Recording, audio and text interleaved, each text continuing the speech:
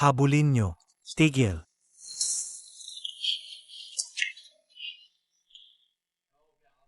Hindi na makapaghintay si Hua Xiao. Huwag kayong lumapit. Ay. Anong panahon na ba ngayon? Nagnanakaw pa rin ng babae sa kalye. Wala na bang batas? Sino yang batang kalye na yan? Pagbugin. Umalis ka na. Kung hindi lang nangyari, ang sunog sa ampunan noon. Ang 7-8, siguro kasing laki na rin nila ngayon. Ang init. Hindi maganda, Juan Santo.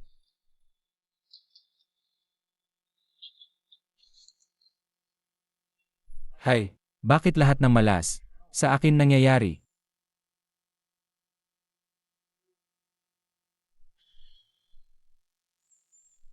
Miss, huwag kang magkamali. Tinutulungan kitang tanggalin ang lason.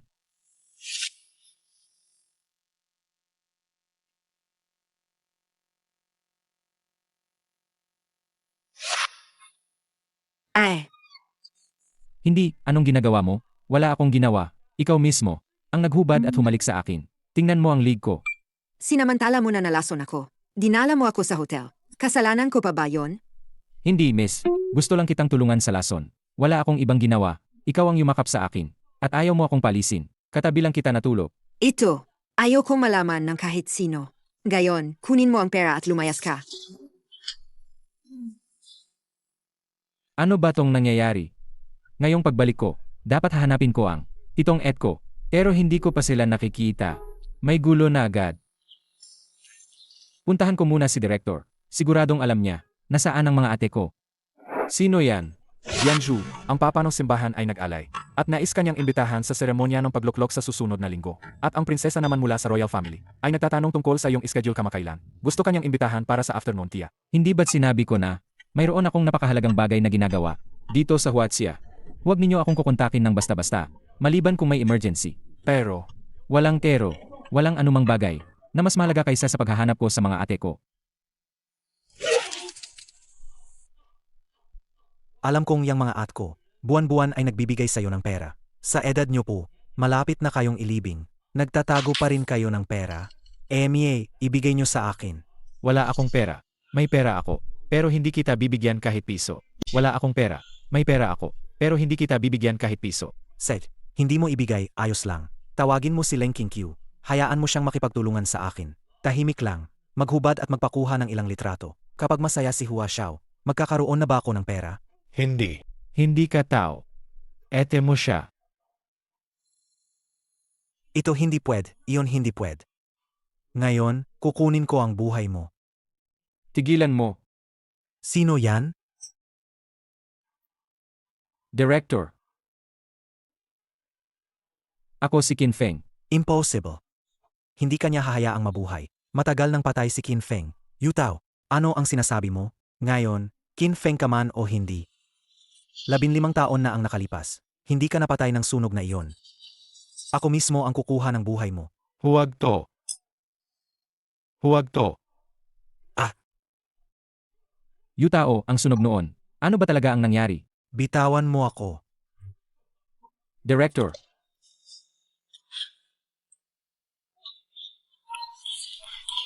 Director, ayos ka lang ko ba? Ikaw nga ba talaga si Xiao Feng? Impossible. Napakalaki ng sunog noon. Buong orphanage ay nasunog. Si Xiao Feng. Walang pagkakataong makalabas. Director, ako po talaga si Xiao Feng. 15 taon na ang nakalipas. Natrap ako sa kwarto. Mabuti na lang at si Maestro ay dumating sa oras at iniligtas ako. Bumalik ako ngayon para hanapin kayo at ang 7 ete. Ikaw nga si Xiao Feng. Napakabuti. Sa loob ng maraming taon, ikaw lang ang hindi ko makalimutan. Ikaw nga, Xiao Feng. Director, huwag po kayong mag-alala. Hindi na po ako alis ngayon. Lolo, anong nangyari sa inyo? Ikaw. Nakita niyo na si Qingqiu. Siya si Xiao Feng. Bumalik na siya. Lolo, ano po ba talaga ang nangyari? Isang suma. Si Yutao, humingi siya ng pera sa akin. Hindi ko binigay. Buti na lang at nandyan si Xiao Feng. Kung hindi, wala na ako ngayon. Lolo, humiga po muna kayo. At magpahinga. Kakausapin ko siya sa labas. Director, sasamahan ko muna. Si At sa labas.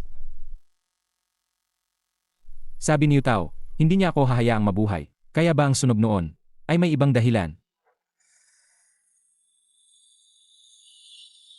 Sumakay ka. Sabihin mo, sino ka ba talaga? Ete, ako talaga si Xiao Feng. Dati sa, Ete, ako talaga si Xiao Feng. dati sa, Lanchan Orphanage tayo nakatira. Sabi mo pa nga, papakasalan mo ako paglaki natin. Tama na. Marami na akong nakitang katulad mo. Nagpapanggap kang kapatid ko. Para lang makakuha ng pera. At makapanloko sa mga kapatid ko. Hindi, et. Hindi, eh.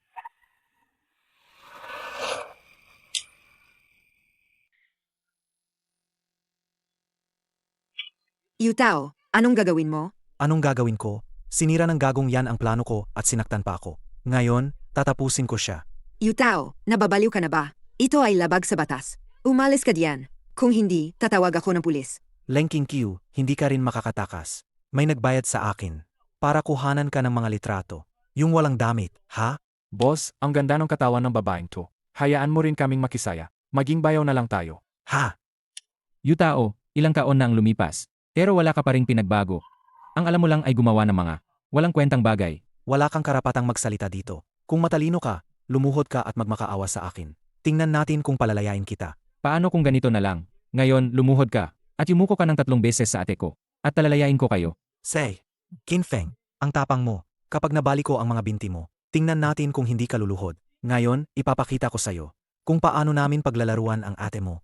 Yutao, pera ang gusto mo, di ba? Sabihin mo lang ang halaga, ibibigay ko. Palayain mo muna kami. Gusto niyong umalis? Huli. Na! Mga kasama, Segish, sugurin niyo. Ah,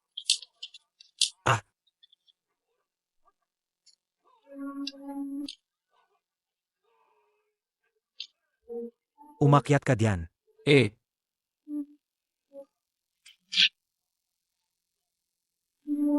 Kung mangahas kayong galawin ng ate ko, handa ba kayong magbayad ng buhay nyo? Xiao Feng, eh,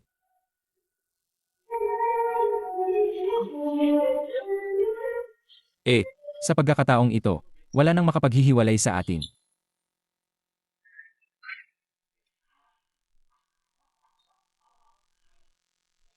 Hua Xiao.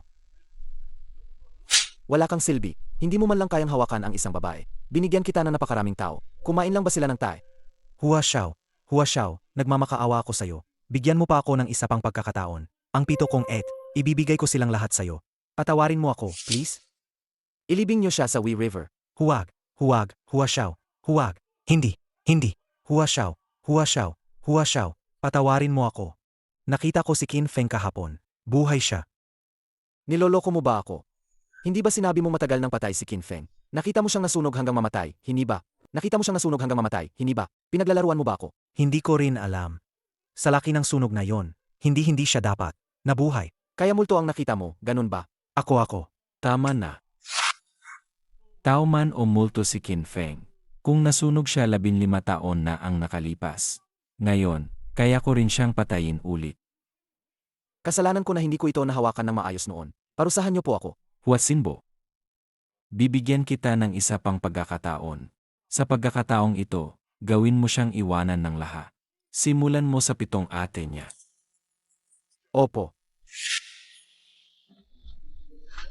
Ete, 15 kaon na. Sa wakas, nakita na ulit kita.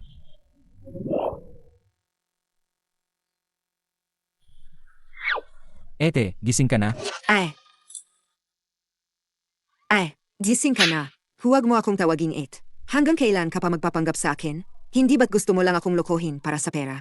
Ibibigay ko sa iyo. Ete, ako talaga. Pero hindi ko papayagan na magpanggap kang Xiao Feng para lokohin ako. Ete, ako talaga si Xiao Feng. Ako talaga ito.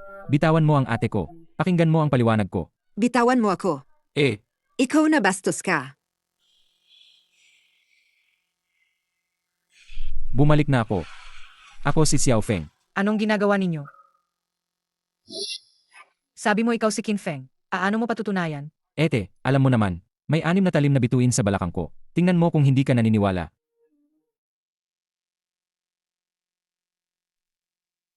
Ikaw nga talaga si Xiao Feng. Saan ka nagpunta sa loob ng maraming taon? Alam mo bang hinanap ka namin? Kung gaano kami nahirapan? Nang iligtas ako ng aking maestro noon, sumama ko sa kanya at natuto ng mga kakayahan. Malayo ang lugar at bata pa ako.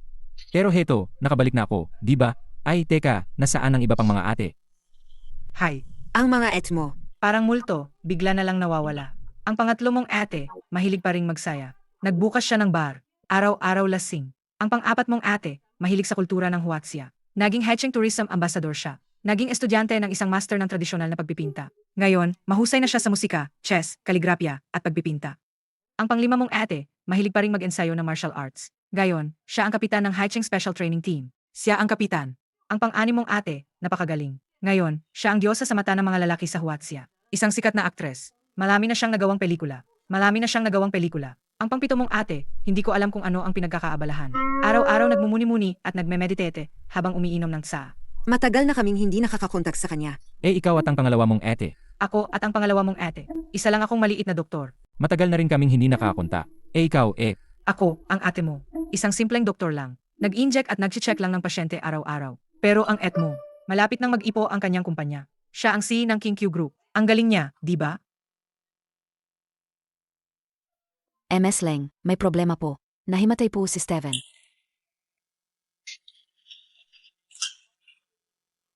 Boss, 200 J, unang pag-iwas. 300 J, pangalawang pag-iwas. MS Leng, Anong nangyari?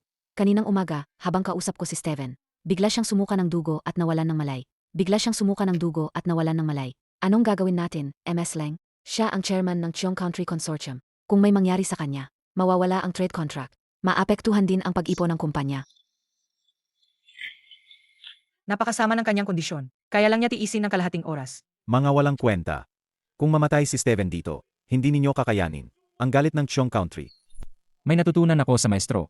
Hindi magiging problema ang pagligtas sa kanya. Xiao Feng, hindi ito biro. Huwag kang magpakabayani. Huwag kang mag-alala, kaya ko ito.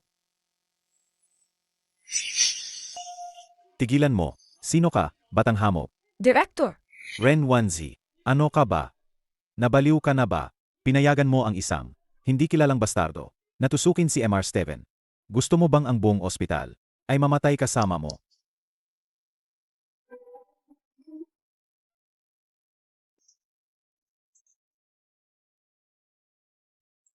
Ito ang Juzhuan Juan Hondan na nakuha ko kay Emarly.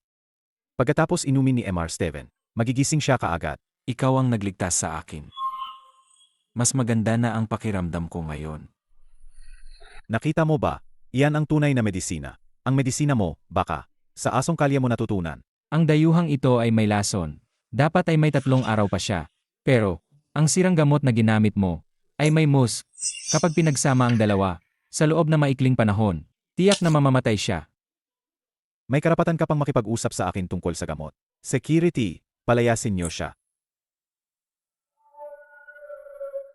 Mr. Steven, Tulungan mo ako. Huwag mo akong hanapin. Isa lang akong manggagamot na walang lisensya. Hindi ba sinabi ng direktor na, si Emarly na yan, ang medical king? Hindi ba siya ang makapangyarihan? Bakit hindi na lang siya ang magligtas sa'yo? impossible. Walang problema sa gamot na yan. Gamot yan ni Emarly. Walang problema sa gamot na yan. Gamot yan ni Emarly. Ikaw ang may gawa nito. Divine Doctor, hindi nila alam ang iyong halaga. Iligtas mo ako. Kahit ano ibibigay ko sa'yo. Xiao Feng, siya ay isang mahalagang kliyente. Ang aming grupo, kung kaya mo, iligtas mo na lang siya. Sarge, Para sa'yo, ililigtas ko siya. Tay Divine Needle. At ang Star Ring. Ikaw si Mr. Steven. Siya ay isang, walang kwentang, batang kalye. Siya ang may gawa nito. hindi ka natatakot mamatay. Insultuhin si Mr. Kin. Lumuhod ka at humingi ng kawat. Mr. Steven, hindi. Hindi ko ito kasalanan. Siya ang may gawa nito. Insultuhin ang Dianju ng Star Palace. Hindi makakatawad. Dalhin siya at isakripisyo. Huwag po, Ginoong Steven. Wala po akong kinalaman diyan. Ginoong Steven. Huwag niyo pong ibunyag ang aking pagkatao.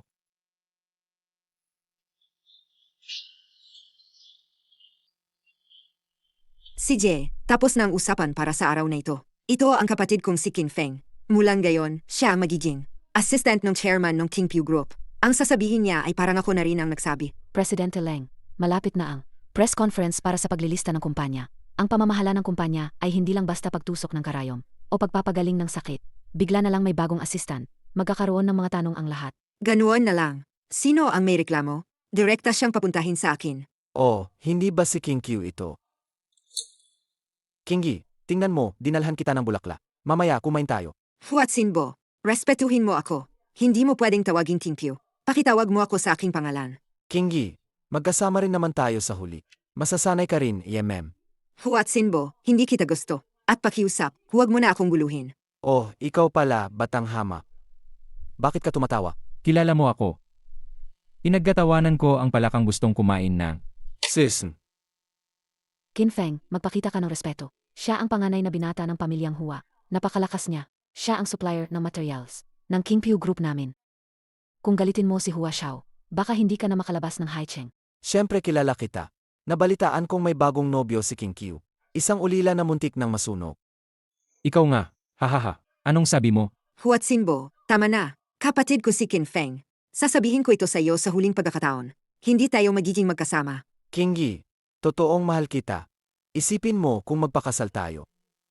Ang buong Hecheng, hindi ba tayo ang masusunod? Mia, totoong mahal. Nakikita kong malambot ang iyong mga binti, at hindi maayos ang iyong kidney. Mukhang hindi ka nagkulang sa pakikipagtalik sa ibang babae.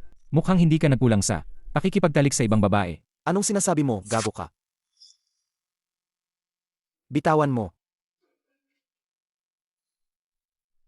Sige, bata, mayabang ka. Humanda ka sa akin. Dahil tuyo ang panahon. Mag-ingat sa apoy. At ikaw, Leng King Q, malapit na matapos ang kontrata ng ating dalawang kumpanya. Ikaw na ang bahala. Huminto ka. Si Yao Feng.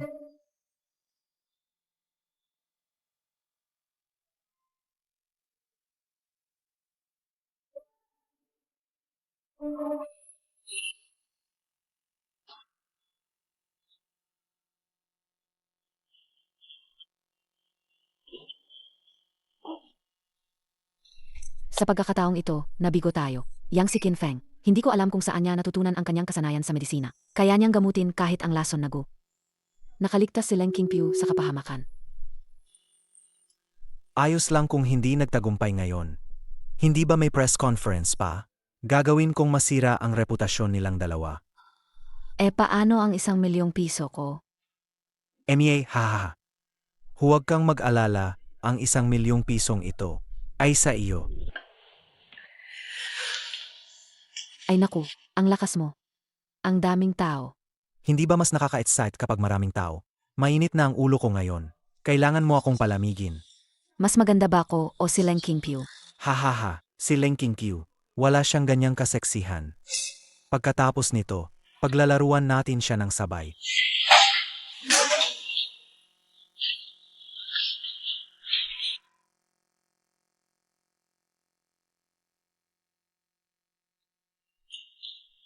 Ang mag-asawang ito.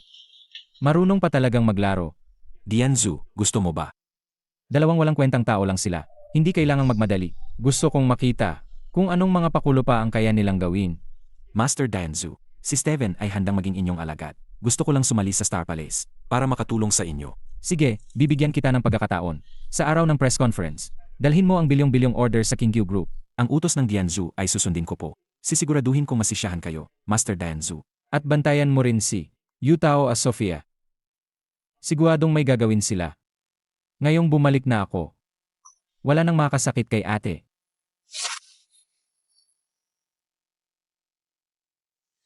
Sofia, gabi na. Hindi ka pa nagpapahinga? Umuwi ka. Sofia, gabi na. Hindi ka pa nagpapahinga? Umuwi ka na at magpahinga. Presidente Leng, nakalimutan ko po ang file ko sa opisina. Kukunin ko lang at alis na. Sige, mauna na ako. Magpahinga ka ng maga.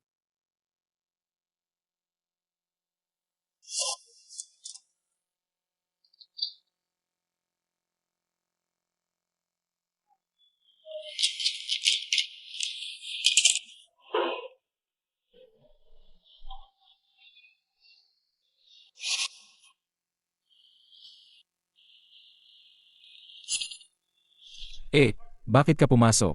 Nang hindi ko makato, bawal ang lalaki at babae na magkadiki. Aba, Kinfeng, lumakas ang loob mo. Ano? Aling parte ba ng katawan mo ang hindi ko pa nakita?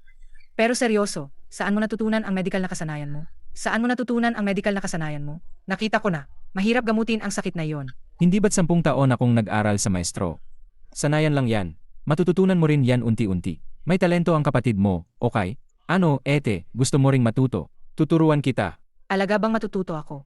Ay, ano ba yan? Itong kasanayan na to, hindi naman ito ipinapasa lang sa lalaki. Kapag natutunan mo na itong teknik ng pagtuturo. Tingnan natin kung sino pang magsasabing malaki lang ang dibdib mo, pero wala kang utak. Ikaw talaga, Qin Feng. Nang asar ka na sa ate mo, ha? Huwag kang tumakbo. Huwag kang tumakbo. Ate, huwag ka nang magbiro. Para asarin mo ako. Ete, anong ginagawa mo?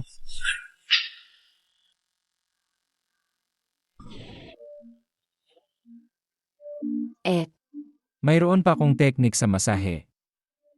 Gusto mo bang matuto?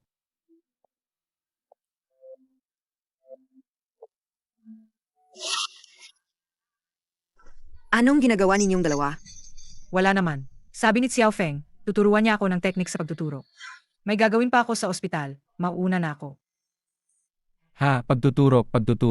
Ang pagtuturok mo, nasa ka man na, ano? Hindi, kinikilala lang namin ang mga acupuncture points ng katawan. Naging modelo lang ako. Ano, nagseselos ka sa ate mo? Ikaw. Madam Leng, 1 oras na lang bago ang press conference. Handa na ang lahat dito. Sige, papunta na ako. Maghintay ka lang, babalikan kita. Dahan-dahan lang, ete. Huwag kang magalala, ate. Nandito na ako. Walang makakasakit sa'yo. Wow, siya pala ang magandang si Leng Qinkyu. Hindi nga siya nagkamali. Isa siya sa 10 pinakamagandang babae sa Haicheng City. Ang ganda niya talaga. Nagsisimula na. Maligayang pagdating sa inyong lahat, sa aming Tingpyu Group, sa paglulunsad ng aming kumpanya. Nagsisimula na. Maligayang pagdating sa inyong lahat, sa aming Tingpyu Group, sa paglulunsad ng aming kumpanya. Maraming reporter ang dumating gayon. Magsimula na tayo sa mga tanong. MS Leng, may narinig akong balita na inabuso mo ang iyong posisyon para suportahan ang isang lalaki na hindi pa nakikita kailanman. Sinasabing siya ang iyong kasintahan. Ang ganito kalaking bagay ay hindi Dumaan sa board of directors. totoo ba ito? Sasagutin lang namin ang mga tanong na may kaugnayan sa paglulunsad. Ang susunod, MS Leng, iniiwasan mo ba ang tanong? Nga. pakiusap, tumahimik kayo at pakinggan ako. Leng Qinkyu, ikaw na mapakunwari. Hanggang kailan ka magpapanggap? Leng Qinkyu, ikaw na mapakunwari. Hanggang kailan ka magpapanggap? Yutao, ito ang press conference ng Tingpyu Group. Hindi ka welcome dito. Hey, Sir, sino po kayo? ako si Emie. Ako ang kapatid ni si Leng Qinkyu. Hindi ba gusto ninyong malaman kung may kinakasama siya o wala? Sige, ako ang magpapatunay. Si Leng Qinkyu, nakipagsabuatan sa kanyang kalaguyo para ubusin ang kumpanya at kumita para sa sarili niya. Huwag kang magsalita ng kung ano-ano. Malinis ang aking konsensya sa lahat ng ginagawa ko. Nasaan ang mga security? Palabasin niyo siya. Palalabasin mo ako? Natatakot ka ba na baka ilabas ko ang lahat ng mga ginawa mong nakakahiya? Sir, may alam po ba kayong impormasyon? Ano po ang nasa likod nito? Si Leng Qinkyu, ginagamit ang kanyang posisyon para sa sariling kapakanan. Pinayuhan ko siya ng maayos.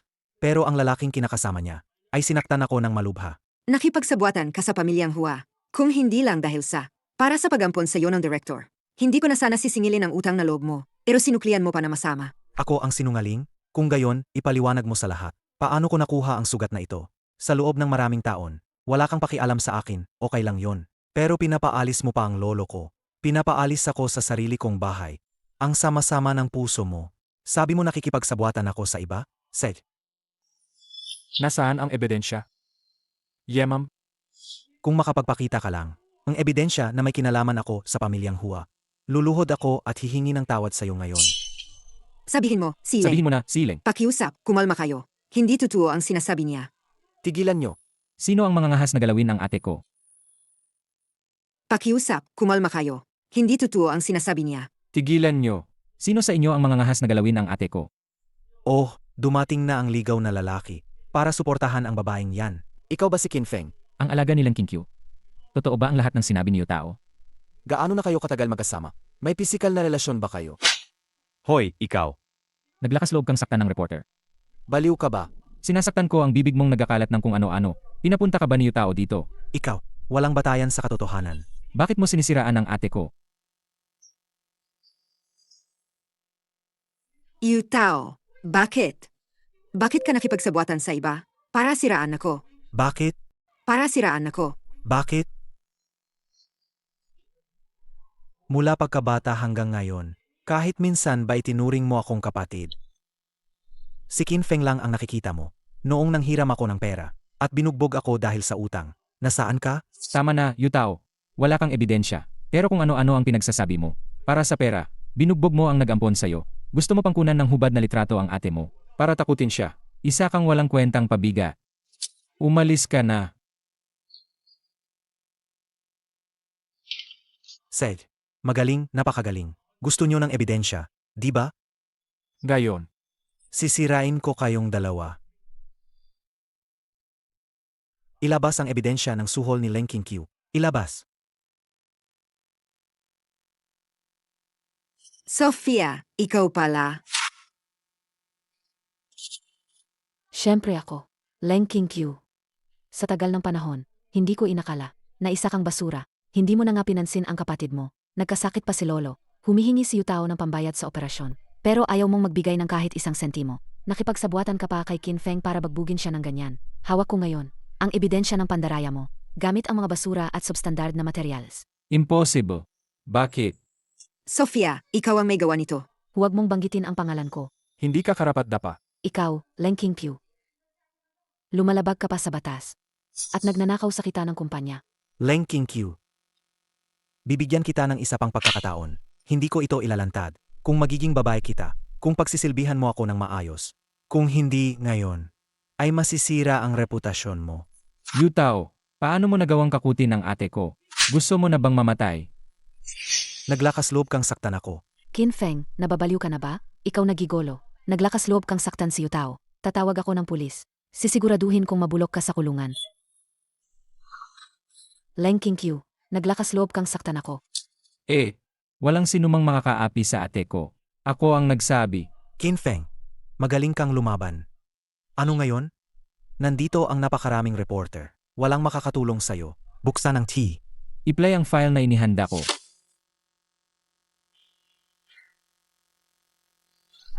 Ay, kaya pala ganoon ang nangyari. Ang babaeng ito, napakawalang hiya. Ang babaeng ito, napakawalang hiya. Ay, huwag mong sabihin, ang babaeng ito ay napakaputi. Bilisan mo, patayin mo. Qin Feng, gumawa ka ng peking video. Huwag niyo na akong kunan, hindi ako. Ay, huwag niyo na akong kunan. Itago mo rin yan, at ikaw. Huwag niyo na akong kunan. Bilisan mo, patayin mo ang kamera. Huwag niyo na akong kunan. Huwag niyo na akong kunan. Huwag niyo na akong kunan. Huwag niyo na akong kunan. Yutao, may gusto ka pa bang sabihin? Oh. Oh, ang ganda ng palabas na ito. Huli na ba ako? Ikaw, Hua Xiao, dumating na kayo. Walang kwentang bagay. Huatsinbo, anong ginagawa mo dito? Wala kang pakialam dito. Nga. Ang King Yu Group ninyo, dati, sa mga panloob na usapin ninyo, hindi ako nakialam. Pero ngayon, sa loob ng King Q Group ninyo, may problema na. At saka, nag-expire na rin ang kontrata natin. Kaya dapat kong pag-isipan, kung pwede ba, na magpalit ng kasosyo. Nandito ako ngayon, para gamitin ang press conference na ito, para linawin sa lahat ang isang bagay. Mula ngayon, ang pamilyang Hua, at ang King Yu Group, lahat ng kooperasyon ay tapos na. Huatsinbo, wala kang hiya. Sinisiraan mo kami. King Q, huwag mo akong murahin. Sa negosyo, lahat ay posibleng mangyari. At binigyan na kita ng pagkakataon. Pero hindi mo sinamantala. Pero dahil gusto kita, bakit hindi mo na lang pag-isipan uli? Kalimutan mo na yan. Hindi ako magpapakasal sa'yo. akala ko ngayon, para lang ako mang-away ng aso. Hindi ko inakala na may lumabas pang palaka. Naghahanap ka ng gulo. Huatsinbo, karapat-dapat ka ba? Ha. Nakalimutan kita. Sa tingin ko, bibigyan kita ng pagkakataon. Kung dadaan ka sa ilalim na aking mga binti ngayon, bibigyan ko kayo ng daan para mabuhay. Kung hindi, masisiguro ko na walang sinuman sa Haicheng ang maglalakas loob na makipag-ugnayan sa King Q Group para sa anumang order. Ako, maglalakas loob ako. Ang Flame Consortium ng Qiong Country ay nag-alok ng 10 bilyong order sa King Q Group. Ito. Hahaha. Paano nangyari yan, Qin Feng? Saan mo nakuha ang aktor na yan? Ang galing niya, hindi ba mahal yan? 10 bilyong order pa. Niloloko mo ba ako? Lumuhod ka sa akin. Bibigyan kita ng 1 milyong piso. Huwag ka nang umarte. Hahaha. Ang sinumang insulto sa Dianju ng Star Palace ay dapat arusahan ng kamatayan. Ako si Steven, ang chairman ng Flame Consortium. Ngayon, pipirmahan ko ang kontrata sa King Q Group. Ibinibigay ko sa inyo ang 10 bilyong order na ito. Impossible. Impossible. Ginong Steven, Nalinlang ka lang siguro. Wala silang kwenta. Huatsinbo, kahit walang pamilyang Hua mo, ang Kingqiu Group ay mabubuhay pa rin. Sage, Qin Feng, humanda ka. Tigil. Gusto mong umalis? Pwede, dumaan ka muna sa ilalim ko, at humingi ka ng tawad sa aking ate. Kung hindi, huwag kang umasang makakaalis ngayon. Kung hindi, huwag kang umasang makakaalis ngayon. Qin Feng, nababaliw ka na ba? Naglakas loob kang saktan si Hua Xiao. Hindi ka patatawarin ng pamilyang Hua. May karapatan ka bang kumahol, aso? Ikaw, Huatsinbo, humingi ka ng tawad. Hayaan mo na, Xiao Feng. Huatsinbo, kung makita pa kita, dito sa Haicheng, babaliin ko ang mga binti mo. umalis ka. Qin Feng, humanda ka. Hua Xiao, Hua Xiao. Hua Xiao, huwag kang umalis.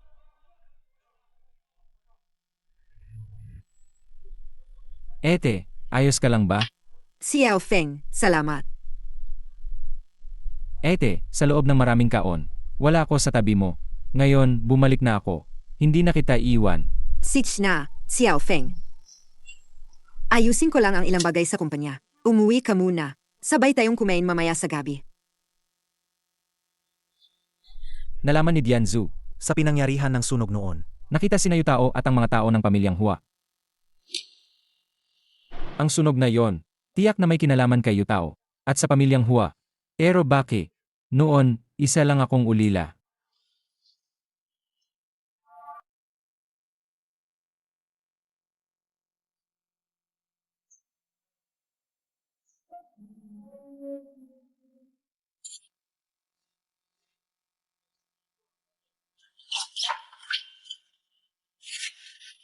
Sabihin mo, sino ang nagpadala sa'yo? Bitawan mo ako, Qin Feng. Ako ang pangatlo mong ate. Ete, bakit ikaw?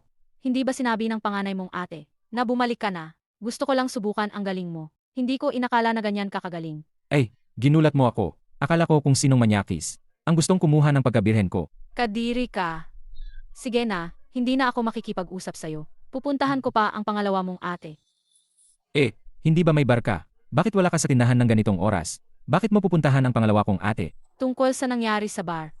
Nakita ko kasi na may nagbebenta ng parang pampagana sa tindahan ko. Kaya pupuntahan ko ang pangalawa mong ate para tingnan ano ba talaga yan. Seg.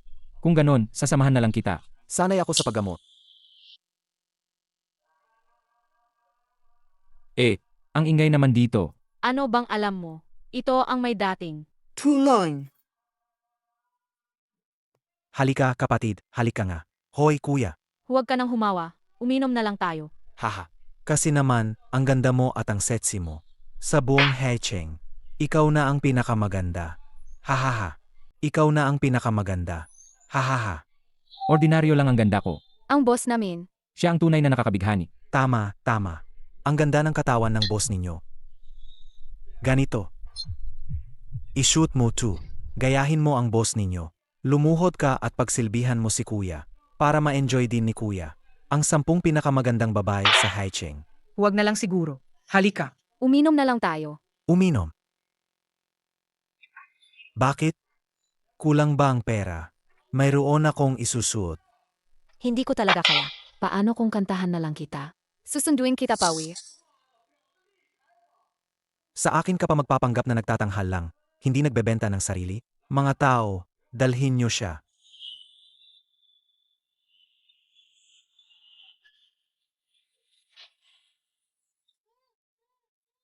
Hindi ako naniniwala na may babaeng hindi ko makukuha. Umalis ka. Tulong. Mamaya, gusto kong makita kang sumasayaw ng striptease. Tulong.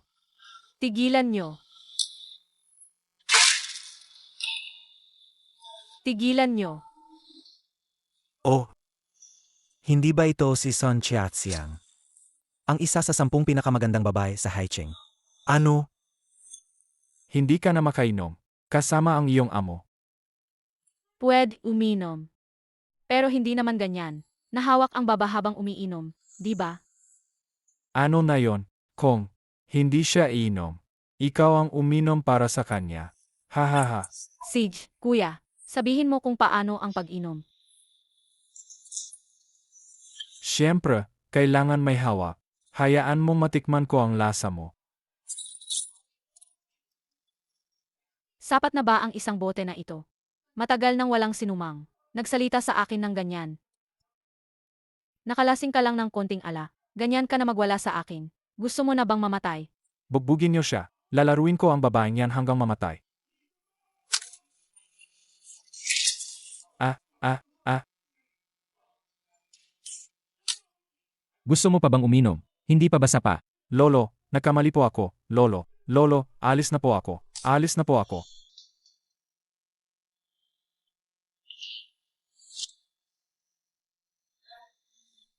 Ano ang ipinainom mo sa kanya? Ito po ang ibinigay sa amin ni Boss Yu. Ang tawag po ay Hehuan-san. Sabi niya, kapag ininom daw po ito ng babae, wala raw pong makakatagal.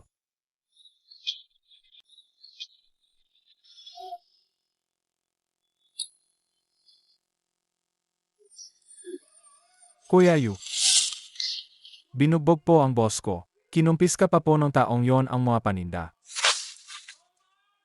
Sino ang nangahas na sakta ng tao ko? Sumama ka sa akin. Hahanapin natin siya. Hindi na kailangang hanapin. Nandito na ako. Ikaw na naman?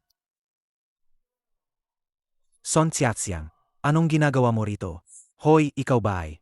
Katulad din ni Leng Qingqiu, nagkagusto ka rin sa kanya? Yutao, MM. ito ang barko. Tatanungin mo ako kung anong ginagawa ko rito. Hindi ka ba nalasing?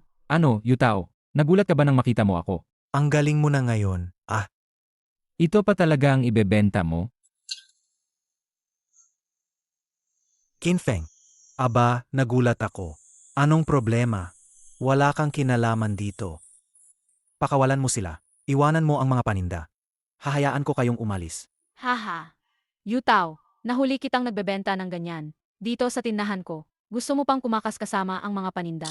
Sa tingin mo ba wala akong silbi? Son Xiaoxiang, sino ka ba para pagsabihan ako? Binalaan kita, huwag kang maghanap ng gulo. Yutao, sa tingin ko kailangan mo na namang masaktan. Ang dumi ng bibig mo. Humungi ka ng tawad sa ate ko.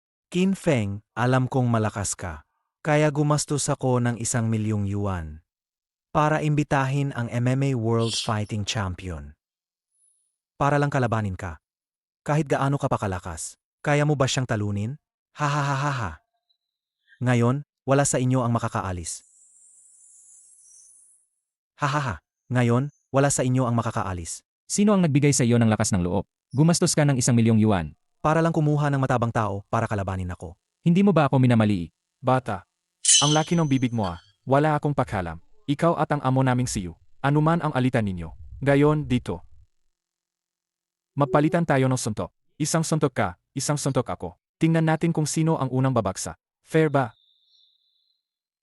Hindi yata maganda yan. Ano kung? Sa isang suntok ko pa lang, matumba ka na? Hindi ba nakakahiya yon para sa'yo? Hahaha. Sa dami ng mga minamalit ako sa loob ng maraming taon. Ikaw ang una. Sige, bibigyan kita ng pagkakataon. Ikaw muna ang sumuntok. Hindi yata maganda yan. Masyado akong makikinabang.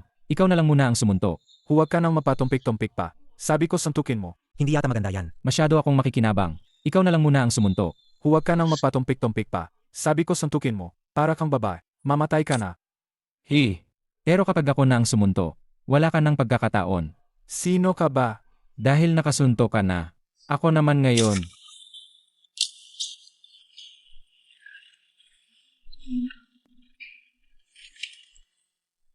Yutao, ikaw na ngayon.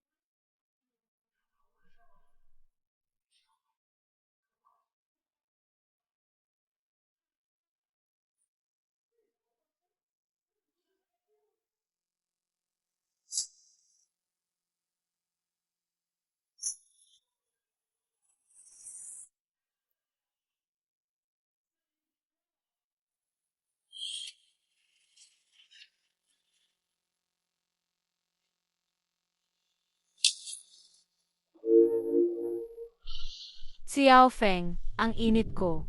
Ete, sandali lang, matatapos na ako agad.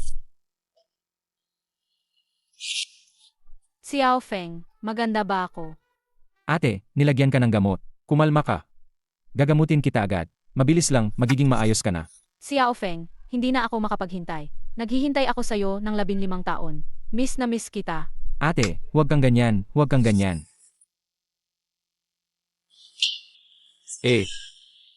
Miss din kita. Magiging maayos ang lahat.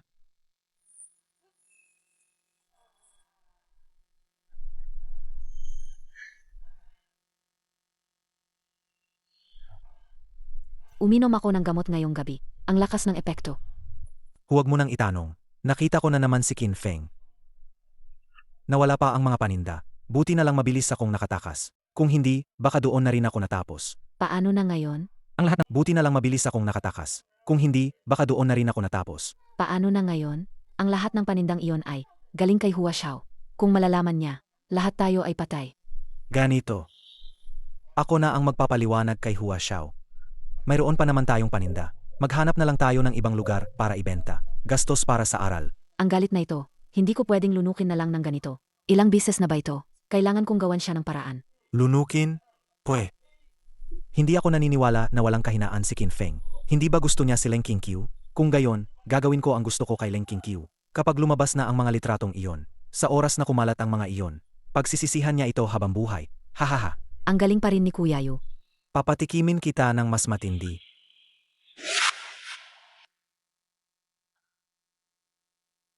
Xiao Feng, gising na. Anong oras na ba? Natutulog ka pa rin? Bumangon ka na. Ete, anong oras pa lang? Hayaan mo na lang akong matulog pa. Antukin ka pa rin tulad ng dati. Sitch na. May importante akong gagawin ngayon kaya kita ginising. Anong klaseng bagay ang makakapagpahira? Ang ating na si Leng. Tumawag sa akin ang ikalimang mo kahapon. Uwi siya ngayong tanghali sa pamamagitan na eroplano. May meeting ako sa kumpanya, kaya ang pagsundo sa kanya ay ipinagkakatiwala ko na sa iyo, ha? Sa wakas, makikita ko na ang ikalimang ate ko. Narinig ko sa pangalawang ate na sumali siya sa inspection team. Hindi ko alam kung makikilala pa niya ako.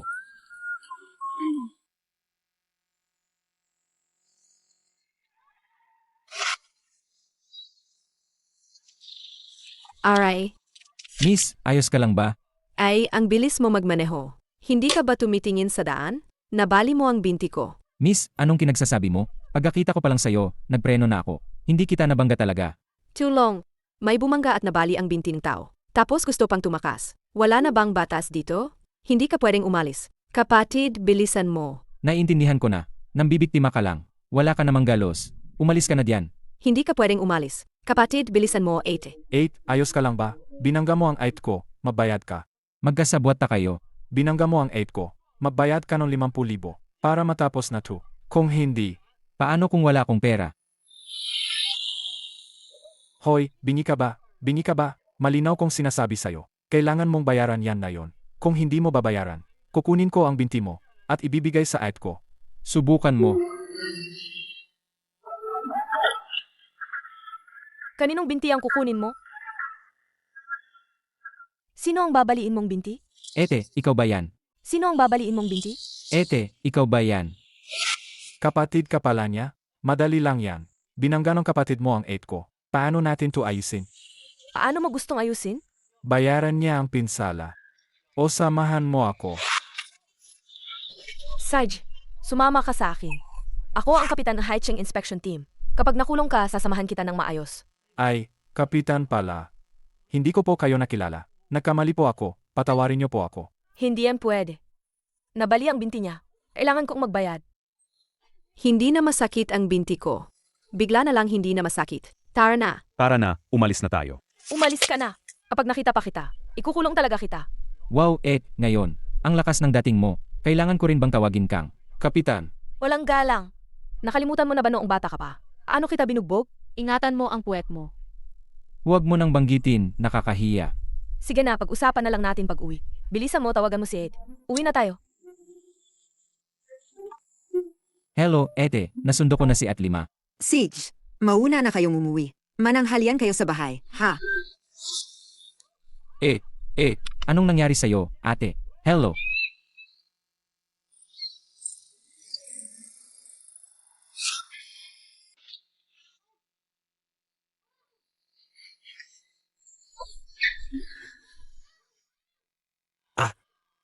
Eh, ang bango mo talaga. Hindi nakakapagtaka na si Qin Feng. Gustong-gusto ka ng taong yon. Hahaha. Yutao, hindi ka tao. Ano ba talaga ang gusto mong gawin? Ano ang gusto kong gawin? Siyempre, ikaw ang gusto ko. Si Qin Feng at ako ay mga kapatid mo. Kung kaya niya, kaya ko rin. Yutao, hayop ka. Bitawan mo ako. Hindi ka patatawarin ni Xiao Feng. Hahaha. Huwag mo siyang banggitin sa akin. Alam mo ba, dahil sa kanya, ilang beses niya akong pinigilan, hinarangan ang aking kayamanan. Dapat noon, 15 taon na ang nakalipas. Sinunog na siya ng buhay. Kui, Yutao, ginawa mo ang sarili mong kapahamakan. Bitawan mo ako. Ay, Sa ganitong oras pa, nagpapakadalisay ka pa rin. Hahaha. Aba, gusto kong makita ngayon. Kapag nalaman ni Qin Feng na ang babae niya ay nakahiga, at umungol sa ilalim ko, kung anong magiging reaksyon niya.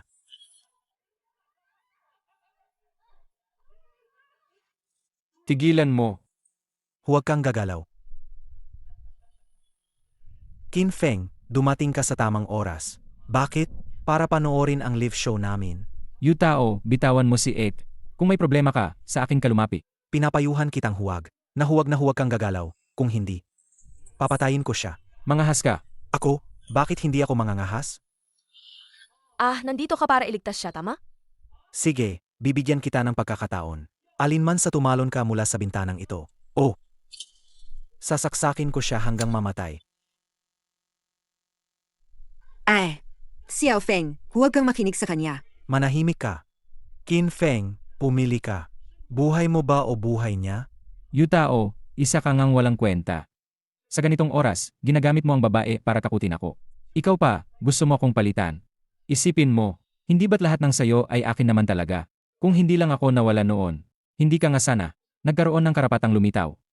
Qin Feng, manahimik ka. Anong karapatan mong pagsalitaan ako? Siyempre, may karapatan ako. Yutao. Gusto mong mahalin ka ng director. Gusto mong magmalasakit sa'yo. Ang mga ate ko, pero walang silbi. Lahat ng gusto mo, madali kong makukuha. Bumalik na ako, wala ka ng pag-asa. Para kang aso na naggapakite. Nagmamakaawa ng pagkain. Qin Feng, manahimik ka.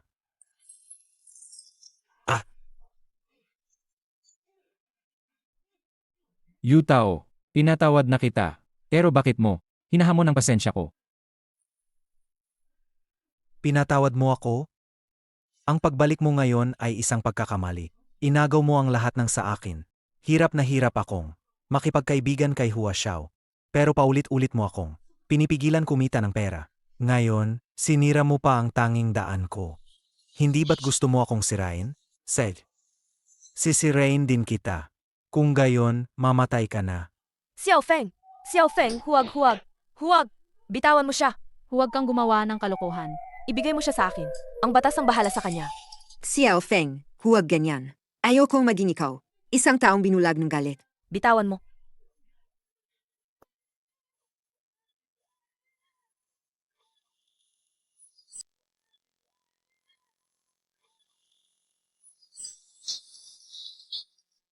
Ete, umuwi na tayo.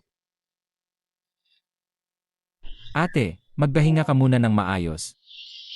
Xiao Feng, Salamat sa iyo na yon.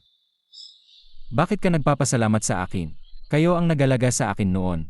Ngayon, ako naman ang dapa. Magalaga sa inyo. Xiao Feng. Natatakot ako. Napanaginip lang ito. At alis ka ulit. Tulad ng dati.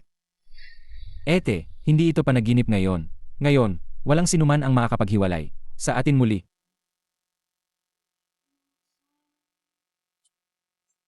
Xiao Feng, may pag-unlad sa investigasyon. Oh, Seg.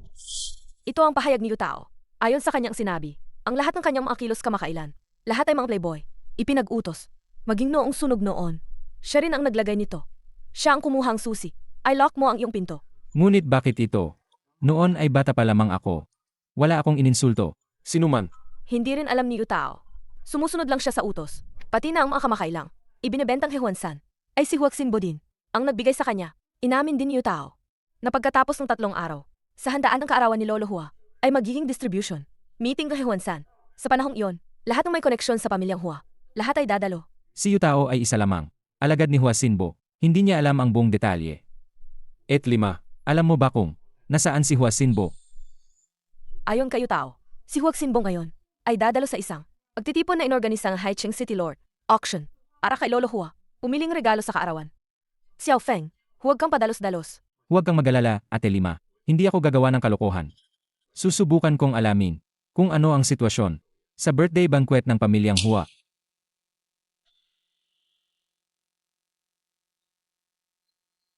Dito nga siguro, mukhang mataas ang antas ng auction na ito.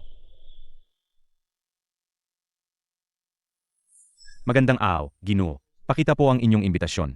Kailangan pa ng imbitasyon. Nakita ko yung dalawa sa unahan. Nakapasok kahit wala. Ang mukha at damit ng dalawa sa unahan ang kanilang imbitasyon. Ang aming responsibilidad ay pigilan ang mga tulad mong gustong makisawsaw at makipagkaibigan sa mga mayayaman, mga mahihirap na lalaki na makapasok. Naiintindihan mo ba? Ito ba talaga ang ibig sabihin? Ang City Lord ng Haicheng. Ito ang patakaran ng auction. Pero kung gusto mong makapasok, hindi naman impossible. Kailangan mong dumaan sa normal na proseso. Ang pag-verify ng iyong pondo. Kung masisiguro mong mayroon kang mahigit 1 milyong ari-arian. Kung ganoon, papapasukin ka namin. Mas mabuti pa, habang hindi pa ako nagagalit, bilisan mo. Mas mabuti pa, habang hindi pa ako nagagalit, bilisan mo. Hoy, bata. Niloloko mo ba ako? May dala kang sirang card. Tapos niloloko mo ako? May itim na bank card ba? Umalis ka na kung saan ka nanggaling. Huwag kang humadlang sa ginagawa namin. Ikaw, Ulitin mo ang sinabi mo.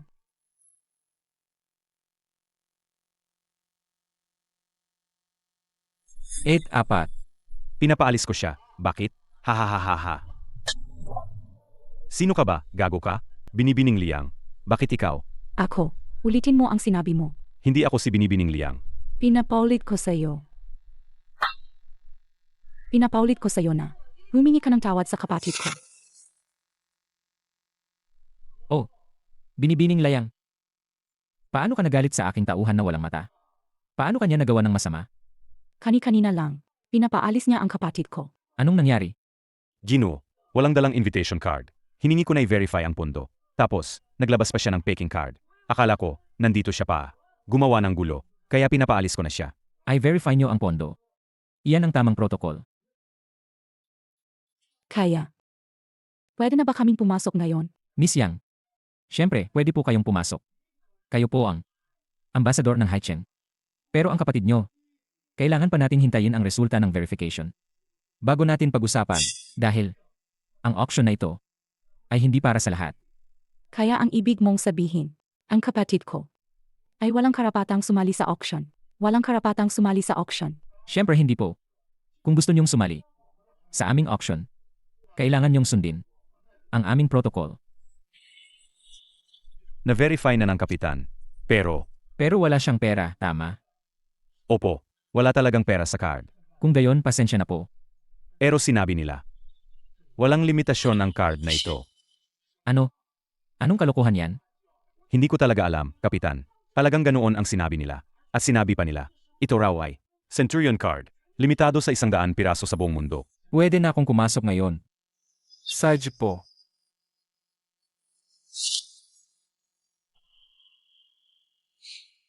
Ete, bakit ka nandito? Nabalitaan kong may original na gawa ng pambansang pintor na si Master Liu mula sa North Korea. Kaya pumunta ako para tingnan. Nga pala, Xiao Feng, saan mo nakuha ang ganoong karaming pera? Ang card na ito ay galing sa maestro ko. Ang matandang iyon, iniwan niya ito sa akin bago umalis. Sabi niya, hindi raw ito gaanong kalaki. Dapat ko raw tipirin. Sino ang mag-akala na siya pala ay isang milyonaryo? Hindi ko akalain na ganoon ka pala kasagana. Sa mga nakaraang taon, nag-alala pa kami sa iyo. Ayoko na. Gusto kong maghati ng kayamanan. Dapat bilhan mo ako ng regalo. Sage Edko. Dapat bilhan mo ako ng regalo. Sage Edko. Teka lang, sa ganito kataas na klase, ang subasta, paano nakapasok? Ang isang langaw, ahaha. Nga. Sabi ko na nga ba, may naamoy akong masangsang pagpasok ko. Ikaw pala yon. Dapat na rin nating ayusin ang ating usapan. Paano ka nakapasok dito? Hindi ko alam. Pero sinasabi mo, gusto mong ayusin ang usapan natin. Karapat-dapat ka ba? Wala si Steven ngayon. Tingnan natin kung paano ka pa magiging mayabang. Huatsinbo, si Yutao ay nahuli na ng mga otoridad. Ang lahat ng ginawa mo, alam na alam ko, sa aking puso. Ano ang sinasabi mo? Hindi ko maintindihan. Si Yutao, ang tangang yon. Kung nahuli, nahuli na. Sino ang maniniwala sa sinasabi? Ang isang bilanggo. Dahil hindi ka handang magsalita ng kusa. Ayos. Kung gayon, lumuhod ka at magsalita. Tigilan mo. Ito ay isang subasta. Kung mayroon kayong problema, maaari ninyo itong ayusin sa labas. Ngunit sa subastang ito, dapat ninyong sundin ang aking mga patakaran. Susundin namin ang utos ng City Lord. Inaanunsyo ko, opisyal nang magsisimula ang subasta. Ang subasta natin ngayon ay mayroon lamang isang item na ibebenta. Ngunit sa tingin ko, tiyak na, masisiyahan ang lahat. Ang nag-iisang item na ito ay isang orihinal na gawa ni Bada Shanren, ang Shui Mu King Hua 2. Ang panimulang presyo ay 0 yuan. Magsisimula na tayo ngayon. 2 milyong yuan. 3 milyong yuan. 3,500,000 yuan. Magbibigay ako ng 50 milyong yuan. Gusto kong ibigay ang painting na ito bilang regalo sa karawan ng aming matanda. Sana ay bigyan ninyo ng konsiderasyon. Ang pamilyang Hua. 50 milyong yuan, 2 beses. 50 milyong yuan. 50 milyon at 1 milyong yuan. Sige, ang binata ay nagbigay ng 50 milyon at 1 milyong yuan. Mayroon pa bang iba na magbibigay na mas mataas na presyo? Qin Feng, nandito ka para. Kalabanin ako, tama. Magbibigay ako ng 1 bilyon. 1 bilyon at 10,000. Hua Xiao, ang subasta ay para sa mga may pera. Mag-ingat, baka masama sa kalusugan mo ang gali. 2 bilyon. 2 bilyon at 10,000. 3 bilyon. 3 bilyon at 10,000. Magbibigay ako ng 10 bilyon. Ang young master ng pamilyang Hua ay nagbigay ng 10 bilyon. Mayroon pa bang magbibigay ng mas mataas na presyo? Qin Feng, bakit hindi ka na nagbibid? Wala ka ng pera, tama. Basta masaya si Lolo. Ano ang 10 bilyon? Maraming pera ang pamilyang Hua. 10 bilyon, una. 10 bilyon, pangalawa. 10 bilyon, pangatlo. Sold. Qin Feng, paano ka pa nakakangiti? Kung ako ikaw, matagal na akong tumakas sa kahihiyan. Siyempre kailangan kong ngumiti. Dahil may isang tanga na gumastos ng 10 bilyon para sa peking painting. Siyempre kailangan kong ngumiti. Kasi naman, may isang tanga lang kanina na gumastos ng 1 bilyon para bumili ng peking pinta. Ano? Teke ang pinta. Siguradong nagkakalat lang ang batang yan. Ang City Lord ay isang pambansang eksperto sa pagkilala. Nakilala na niya ang 10,000 pinta. Siguradong ang batang yan ay walang pera para bilhin ito. Kaya naman, sinisiraan niya na pek ang pinta. Mula 10 taong gulang ako, ginagaya ko na ang mga pinta ni Bada Shanren. Sa loob ng 40 taon, hindi ako nagpabaya. Walang sinuman sa mundong ito ang mas nakakaunawa sa mga pinta ni Bada Shanren kaysa sa akin. Ang pintang ito ay may malalim na diwa. May nakatagong misteryo. Paano ito magiging fake? Hindi peke ang nakatagong misteryo. Pero yan mismo ang problema. Qin Feng, mukhang ikaw ay parang asong ulol na hindi makakain ng ubas kaya sinasabing maasim. Ang City Lord ay ang numero 1. Eksperto sa pagkilala ng antike sa Haicheng. Sa loob ng maraming taon, hindi pa siya nagkakamali. Huwag ka nang magpakahiya pa. Dito. Maraming bisita rito. Nakilala sa buong bansa. Ang mga kolektor at master ng pagtatasa. Hindi nila nakita. Ikaw lang, isang batang paslit, ang nakakita. Sinasabi ko sa iyo, kung hindi mo kayang ipaliwanag ng maayos ngayon, huwag ka nang umasang makaalis. Ang pinta ay peke, walang duda. Ang hindi ninyo pagkakita ay nagpapakita lang. Nakulang ang inyong kalaman. At kailangan nyo pang matuto ng husto. Huwag kayong maging tulad ng tanga sa pamilyang Hua, na naloko ng husto. Qin Feng, sa tingin ko ay naghahanap ka ng kamatayan. Naglakas loob kang kalabanin ang Haicheng City Lord. Maghanda ka na, para sa iyong libing. Guardia. Dakpin niyo siya. Qin Feng, ang pinta ko. Gumastos ako ng 10. Ako at ikaw. Hindi tama ang pintang ito. Peke ito. Ang tubig ay dumaan sa ibabaw at nagkaroon ng paghihiwalay ng layer. Malinaw na ginamit dito ang 2 layer ng Tsuan Pepper. Ang ilalim na layer ay fake at ang itaas na layer ay sadyang ginawa para magmukhang luma. Pero napakahusay ng pagkakagawa ng peke, kaya nawala ang inyong kakayahang magbigay ng tamang paghuhusga sa pintang nasa harapan ninyo. Paano ito nangyari? 1 bilyon. Kahit 10 piso, mahal pa rin. Impossible. Ano ba talaga ang nangyayari? Ang pinta na ito. Fake pala. Ang titulong number 1 sa pagpapahalaga ng antigo na yan. Mukhang hindi naman totoo. Baka naman, siya lang ang nagbigay niyan sa sarili niya? City Lord. City Lord, mabilis. Tulong, tulong. Hayaan ninyo akong tingnan.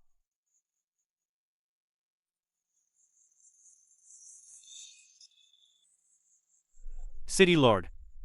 Ito ay dahil sa matinding galit at pagkabigla. Dagdag pa sa dati na niyang mahinang puso, kaya umakyat ang dugo. Pero hindi naman malaki ang problema. Kailangan lang ng akupunktura.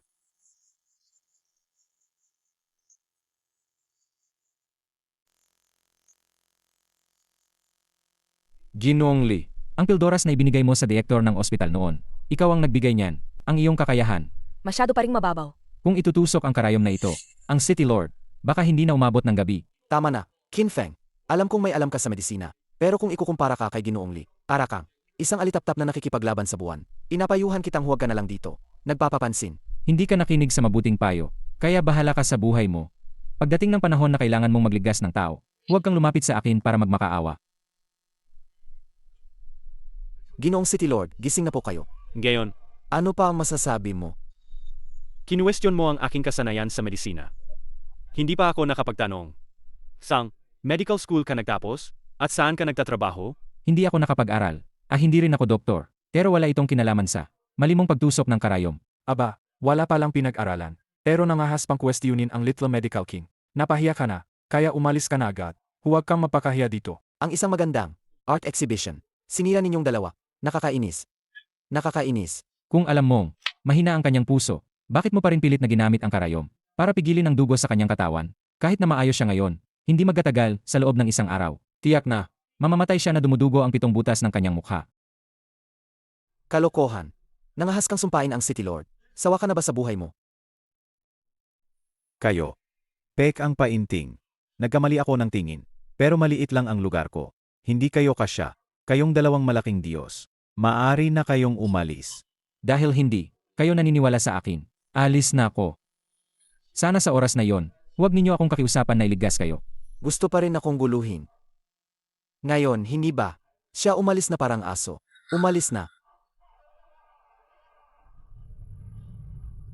Xiao Feng, huwag mo nang isipin. Naniniwala sa iyo si 8-4. Ayos lang, Ed 4. Sa tingin ko, hindi magtatagal. Sila ang lalapit sa atin. Aalis na lang kayong dalawa? Hindi yata pwede, Bakit? Hindi pa basa pa. Ang bogbog kanina. Tapos na ang nangyari kanina. Ngayon, kinalaban mo. Ang City Lord ng Haicheng City. Aalis ka na lang. Hindi ganoon kadali. Kung gayon, sabihin mo, paano hindi madali? Umuwi ka ngayon. Sa lahat ng tao sa auction. Lumuhod ka ng 3 beses. At humingi ka ng tawad sa aming City Lord. Pagkatapos, makakaalis na kayong dalawa. Paano kung hindi ako humingi ng tawad, kung hindi ka hihingi ng tawad? Huwag mo akong sisihin kung maging bastos ako. Sige, bugbugin niyo siya. Tigilan nyo. City Lord.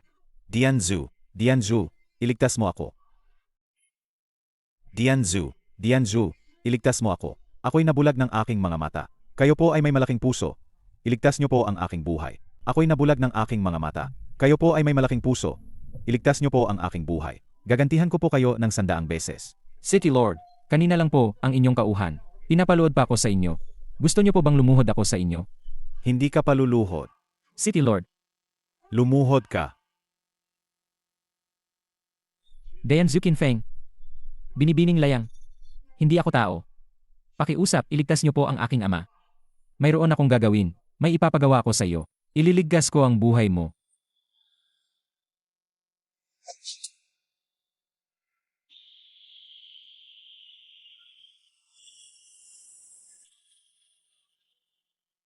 Maraming salamat, banal na manggagamot. Ano po ang ipag-utos ninyo, banal na manggagamot? Tulungan mo akong mag-order ng isang malaking kampana. Pagkatapos, sabihin mo kay Huasinbo na siya at ang kanyang lolo manatili sa bahay. Sa piging ng karawan pagkalipas ng 3 araw, ako mismo ang pupunta. Ginoong Qin.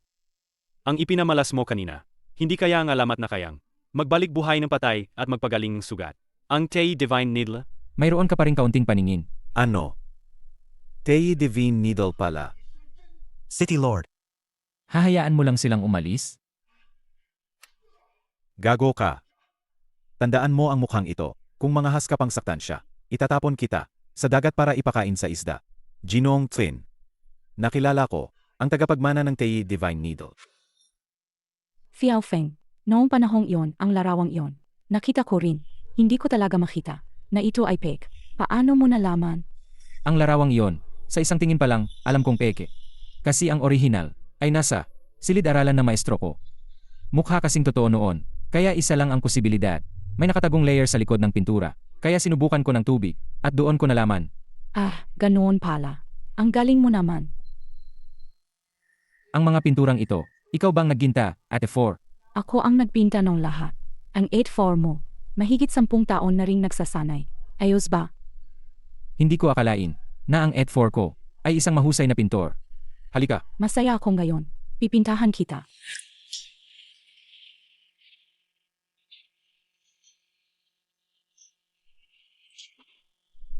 Fiao Feng, bakit mo ako tinititigan? 8-4. 15 taon na tayong hindi nagkita. Miss na miss kita.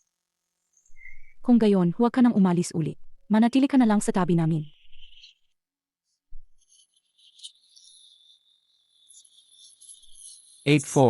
May dumi sa mukha mo. Ah, Fiao Feng. May kailangan pa sa akin ang 8-3 mo. Aalis na ako.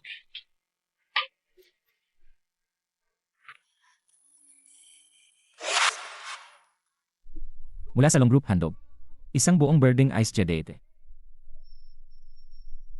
Ang Wang Group, nagbigay ng isang peres ng pangsangkay. Ang Liu Group, nagbigay. isang gintong Rui, pakiusa. Ginoong Hua, mahirap ang negosyo ngayong taon. Ang kwota ng Hihuan-san, sana po, ay matulungan niyo kami ngayong taon. Hahaha, madali lang yan. Si Hua at Sinbo, ang batang ginoo ng Hua, ay dumating. Lolo, narito ako para batiin ka sa iyong kaarawan. Ito ay special kong inili para sa iyo. Ito ay gawa ng isang sikat na pintor mula sa Northern Yuan. Isang kagipinta ng mga puno ng pino at sipres na bumubuo ng kagubatan. Ang ibig sabihin nito ay mahabang buhay at walang hanggang pagpapala. Perpekto ito para sa iyong silid-tulugan. Wala nang masangko pa. Mabuti. Ang regalo ng aking apo ay talagang maganda. Sana nga ay matupad ang iyong sinabi. Ako, si Hua, ay 70 na ngayong taon. Inaanunsyo ko na simula sa susunod na taon, lahat ng narito, isa-isa, ang kwota ng Hihuan-san, ay tataas ng 20%. Hahaha. Napakabait ni Lolo Hua.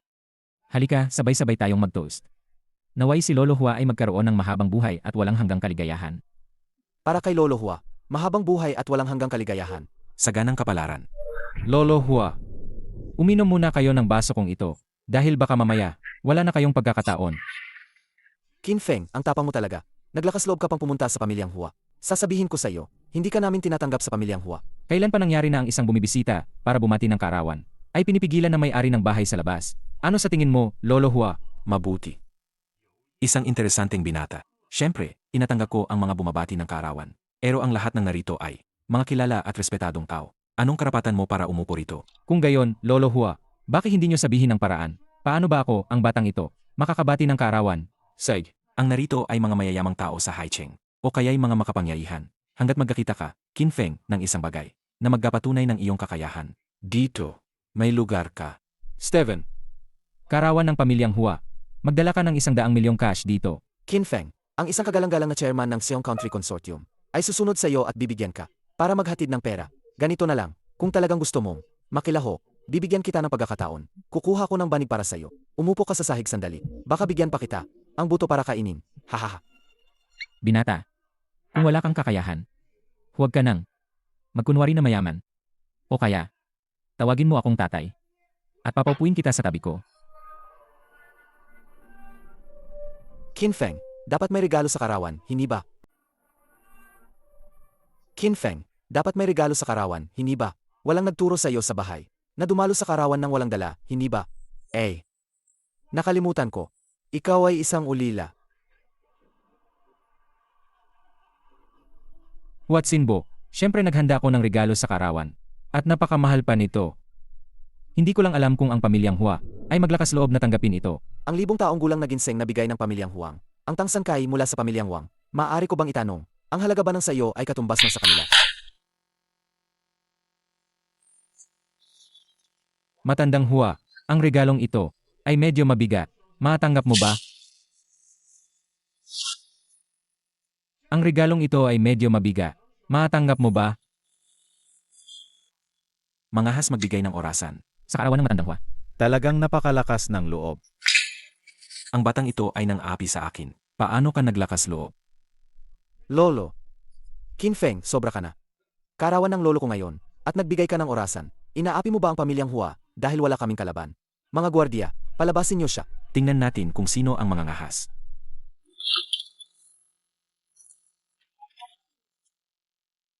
Ginoong Qin, 100 milyong cash ay naibigay na. Mayroon pa ba kayong ipag-uutos? Narinig ko, ayaw mo na akong paglingkuran. Isang karangalan para sa akin ang paglingkuran si Ginoong Qin. Isang karangalan para sa akin ang paglingkuran si Ginoong Qin. Mangyaring mag-utos, Ginoong Qin. Paumanhin, Ginoong Steven. Ngayon ang kaarawan. Ang matandang pinuno ng aming pamilya. Ang bastardo na ito ay masyadong mapang-api. Mangyaring, Ginoong Steven. Bigyan niyo ng kaunting respeto ang pamilyang Hua. Pagkatapos kong asikasuhin siya, ay saka ko hihingi ng paumanhin sa inyo. Ano ba kayo? Hindi kayo karapat-dapat na bigyan ko ng respeto. Ginoong Qin, ano ang gusto mong gawin? Utusan mo lang kami. Ikaw. Tama na, Ito ay Huaxia. Hindi ang Qiong country ninyo. mga gwardiya. Palabasin niyo sila. Old Master Hua, bakit kailangan pang magalit ng ganyan? Old Master Hua, hindi ko alam kung ang sinasabi ko. Ay may halaga pa rin. City Lord, bakit ka narito? Halika, halika. Mabilis, umupo ka. Old Master Hua, hindi ako narito para dumalo sa iyong kaarawan. Nabalitaan kong darating ang aking tagapagligtas, kaya ako narito para makipagkita. Kayo ay isang mahalagang bisita. Ang inyong kagapagligtas ay syempre mahalaga ring bisita ko. Nasaan siya? Mabilis, papasukin siya. Diretso siyang umupo sa tabi ko. Sandali lang ha. Hintayin mo lang na asikasuhin ko itong batang pasaway. Tapos magkwentuhan tayo ulit. Huwag kang magmadali. Ang regalo sa kaawan ng aking benefactor, hindi mo pa natatanggap. Anong nangyayari? Kaninong regalo sa karawan ang hindi ko natanggap? Natanggap ko na lahat, Lolo. Paano ko naman tatanggihan ang regalo sa kaarawan? Lolo Hua, bakit ka nagkukunwari? Bakit ka nagkukunwari? Ang regalo sa kaawan ng aking benefactor, nandito lang. Dr. Qin, ang kabutihan mo noon. Hindi ko malilimutan. Narito ako ngayon para magpasalamat kay Dr. Qin. Lolo Hua, ngayon may karapatan na ba ako para batiin ka ng maligayang kaarawan? City Lord. Siya ba ang sinasabi mong benefactor? Isang bagay lang ang pinunta ko rito ngayon. Para maghiganti, 15 taon na ang nakalipas. Ang pamilyang Hua ninyo ang nag-udyok kay Yutao para sunugin ang ampunan at ikulong ako doon. Bakit? Ngayon, kaya mo ba akong bigyan ng paliwanag? Hindi ko akalain. Nagagawin ni Lolo Hua ang ganitong bagay. Tapos na. Tingnan natin kung paano ito ayusin ni Lolo Hua. 15 taon na ang nakalipas. Sinunog mo ang aming tahanan. At dahil doon, ako at ang aking mga ate ay nagkahiwalay ng maraming taon. Ngayong araw, ang kampanang ito, tanggapin mo man o hindi, tatanggapin mo. Paliwanag. Akala ko kung anong malaking bagay. Ako nga ang nagsunog noon. Ano ngayon? Sa totoo lang, may isang malaking tao na gustong mamatay ka. Hindi mo siya kayang kalabanin. Matandang magnanakaw. Kung gayon, sasabihin ko rin sa iyo. Ngayon ang araw ng pamilyang Hua, ng inyong pagbagsa. Inakala mo bang dahil may sumusuporta sa iyo, ay maaari ka nang gumawa ng kahit ano? Sinasabi ko sa iyo, hindi mo kayang kalabanin ang pamilyang Hua. Ang mga bagay sa martial arts ay dapat ayusin sa martial arts. Hua Laoyezi, ang kapangyarihan ng pamilya ay hindi mo dapat gamitin para apihin ang iba. Ginoong Qin Feng, bakit ka narito? Si Hua Laoyezi, noon ay isa ring maestro ng martial arts sa Huaxia. Dahil nagkaroon na matinding alitan ang inyong dalawang pamilya, bakit hindi na lang natin sundin ang mga patakaran ng martial arts ng Huaxia at gawin ito? Ano man ang mangyari, buhay o kamatayan, ano sa tingin mo? Hindi ba't tarang? Sobra nang kang api sa matandang asong ito. Hayop ka. Noong panahon ko, kapag pumapatay ako ng tao, hindi ka pa pinapanganak. Kung gayon, susubukan ko ang iyong kakayahan ngayon.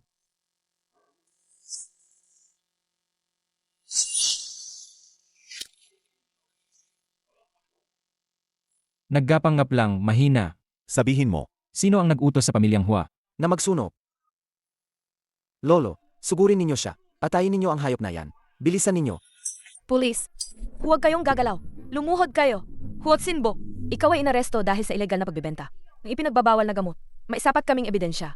Sumama ka sa amin. Anong ginagawa ninyo? Ito ang pamilyang Hua. Umalis kayo.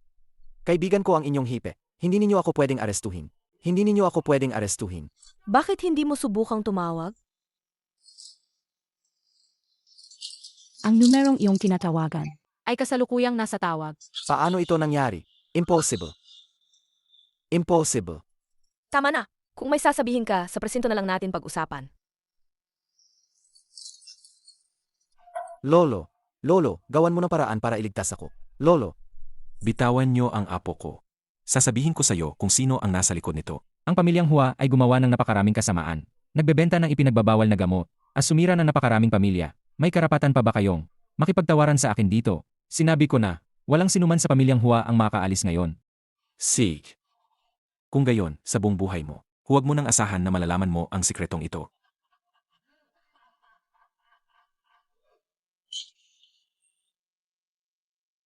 Hua Wanlao.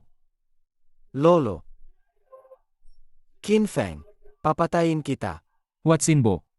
Ang lolo mo ang may kasalanan sa sarili niya. Mas mabuti pang isipin mo kung paano mo ipapaliwanag ang mga kaso na nakasampa sa'yo. Takpan ng ilong at bibig. Dali.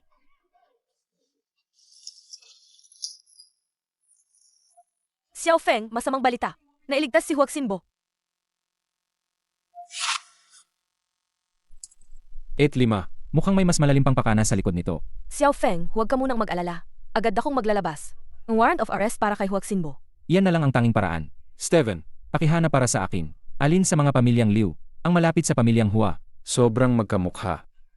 Hindi ko pa po natatanong ang apelido ninyo, Lolo. Salamat po sa tulong ninyo ngayon, Lolo. Walang anuman. Ako si Qin. Ang nangyari ngayon ay pagtulong lang ng hindi sinasadya. Hindi na kailangan pang banggitin. May gagawin pa ako. Mauuna na ako. Alamin mo kung sino ang nagdala kay Qin Feng sa ampunan noon. Susundin ko po ang utos ng pinuno ng pamilya. Kung gayon, nasa tabi ba niya? Mas malakas siya kaysa sa inyo. Mag-ayos ng dalawang grupo para protektahan ang mga kapatid na babae na nasa tabi niya.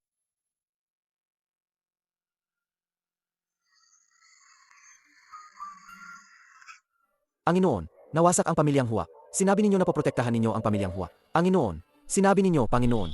Paano ka maglalakas loob na bastusin ang Panginoon? Manahimik ka. Ang malaking grupo ay may sapat na ebidensya.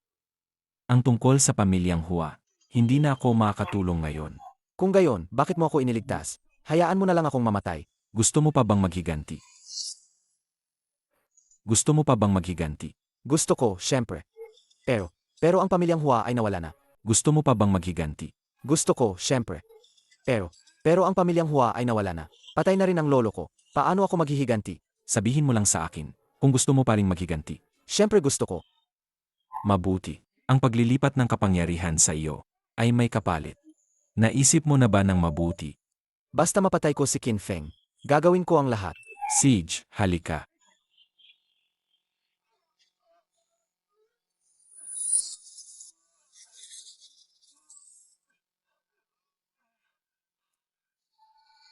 Ano ang pakiramdam?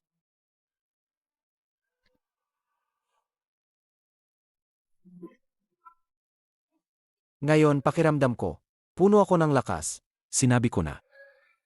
Ang paglilipat ng kapangyarihan ay may kapali. Pagkatapos ng isang buwan, ang iyong katawan ay sasabog at mamamatay. Qin Feng, sa pagkakataong ito, papatayin na talaga kita. Xiao Feng. Gayon, si Old Master Hua ay naparusahan. At ang pamilyang Hua ay kinumpiska. Kahit nakatakas si Huat Sinbo, ang paghihiganti sa nakaraan ay natapos na rin. Nang bumalik ako, ang gusto ko lang ay mahanap kayo. At pagkatapos, mamuhay ng masaya ng magkasama. Pero ang mga pangyayari ay sunod-sunod na dumating. Ngayon, hindi ko na alam kung dapat ko pa bang ipagpatuloy ang paghahana. Xiao Feng. Kailangan mong maniwala sa sarili mo. Lahat kami ay sasamahan ka. Ano man ang desisyon mo, suportado kita. 8. Sich na, Xiao Feng. Gayon, magpahinga ka muna. Nang ilang panahon. Sakto, ang ika-6 mong ete ay nagsushooting sa Haicheng City. Bakit hindi mo siya puntahan para maglibang? Sabi ni nagsushooting ang ika-6 na ate dito. Wala naman akong nakita. Tulong. Anong gagawin ninyo?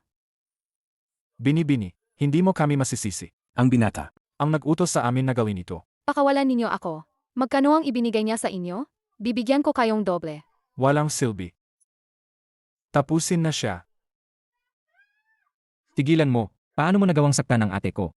Mukhang gusto mo nang mamatay. Kuya, bilisan mo. Xiao Feng, anong ginagawa mo? Tigilan mo.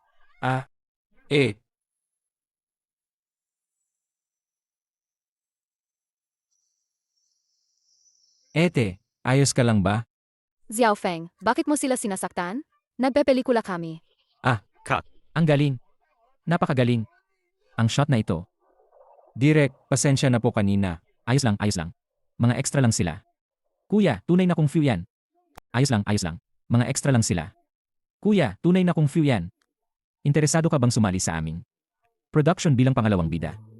Hindi ka malulugi sa bayad. Hindi po, Derek. Hindi po talaga ako marunong umarte. Maghanap na lang po kayo ng iba. Anong nangyayari? Sino ang batang yan? Hindi ba't napagkasunduan na? Nasa akin ang role na yan?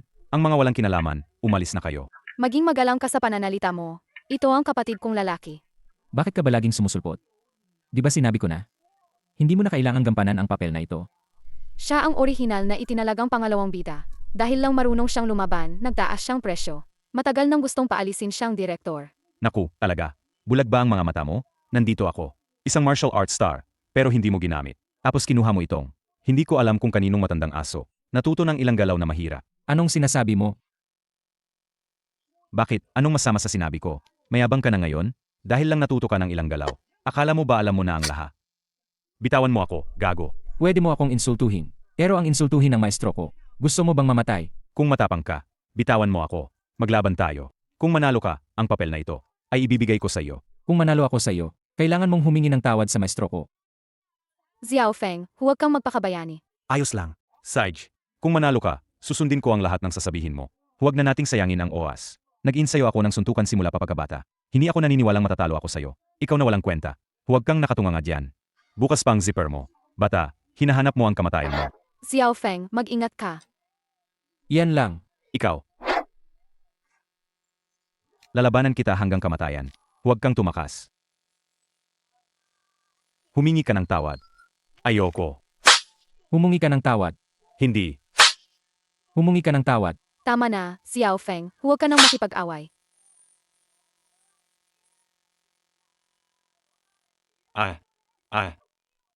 Ambulansya. Ambulansya. Ambulansya. Aba, Qin Feng, pagkatapos ng 15 taon na hindi pagkikita, sa unang pagkikita pa lang, ginawa mo na akong ganito kagulo.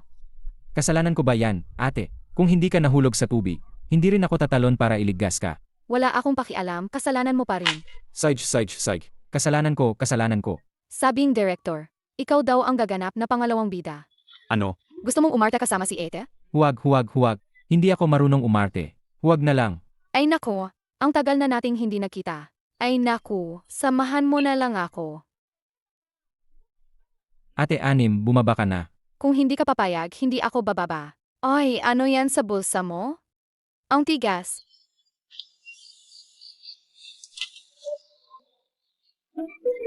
Hi, 8-6. Huwag mo akong kausapin. Bastardo. Teka, paano ka napasok? Sa showbiz, hindi malinis ang mundong yan. Noon, may talent scout akong nakita sa daan. Babae kasi, gusto talagang maging artista. Sa unang pelikula ko, muntik na akong ma-sexual harassment ng director. Mabuti na lang noon ang nag-ampon. Sa akin, si Lolo Hai. Tinulungan ako ni Lolo Hai. Kaya hindi siya nagtagumpay. Mabuti naman, bata pa lang lampa ka na. Ikaw ang pinakamalaki kong inaalala. Sino ang sinasabi mo? Sabi ni Eta 2.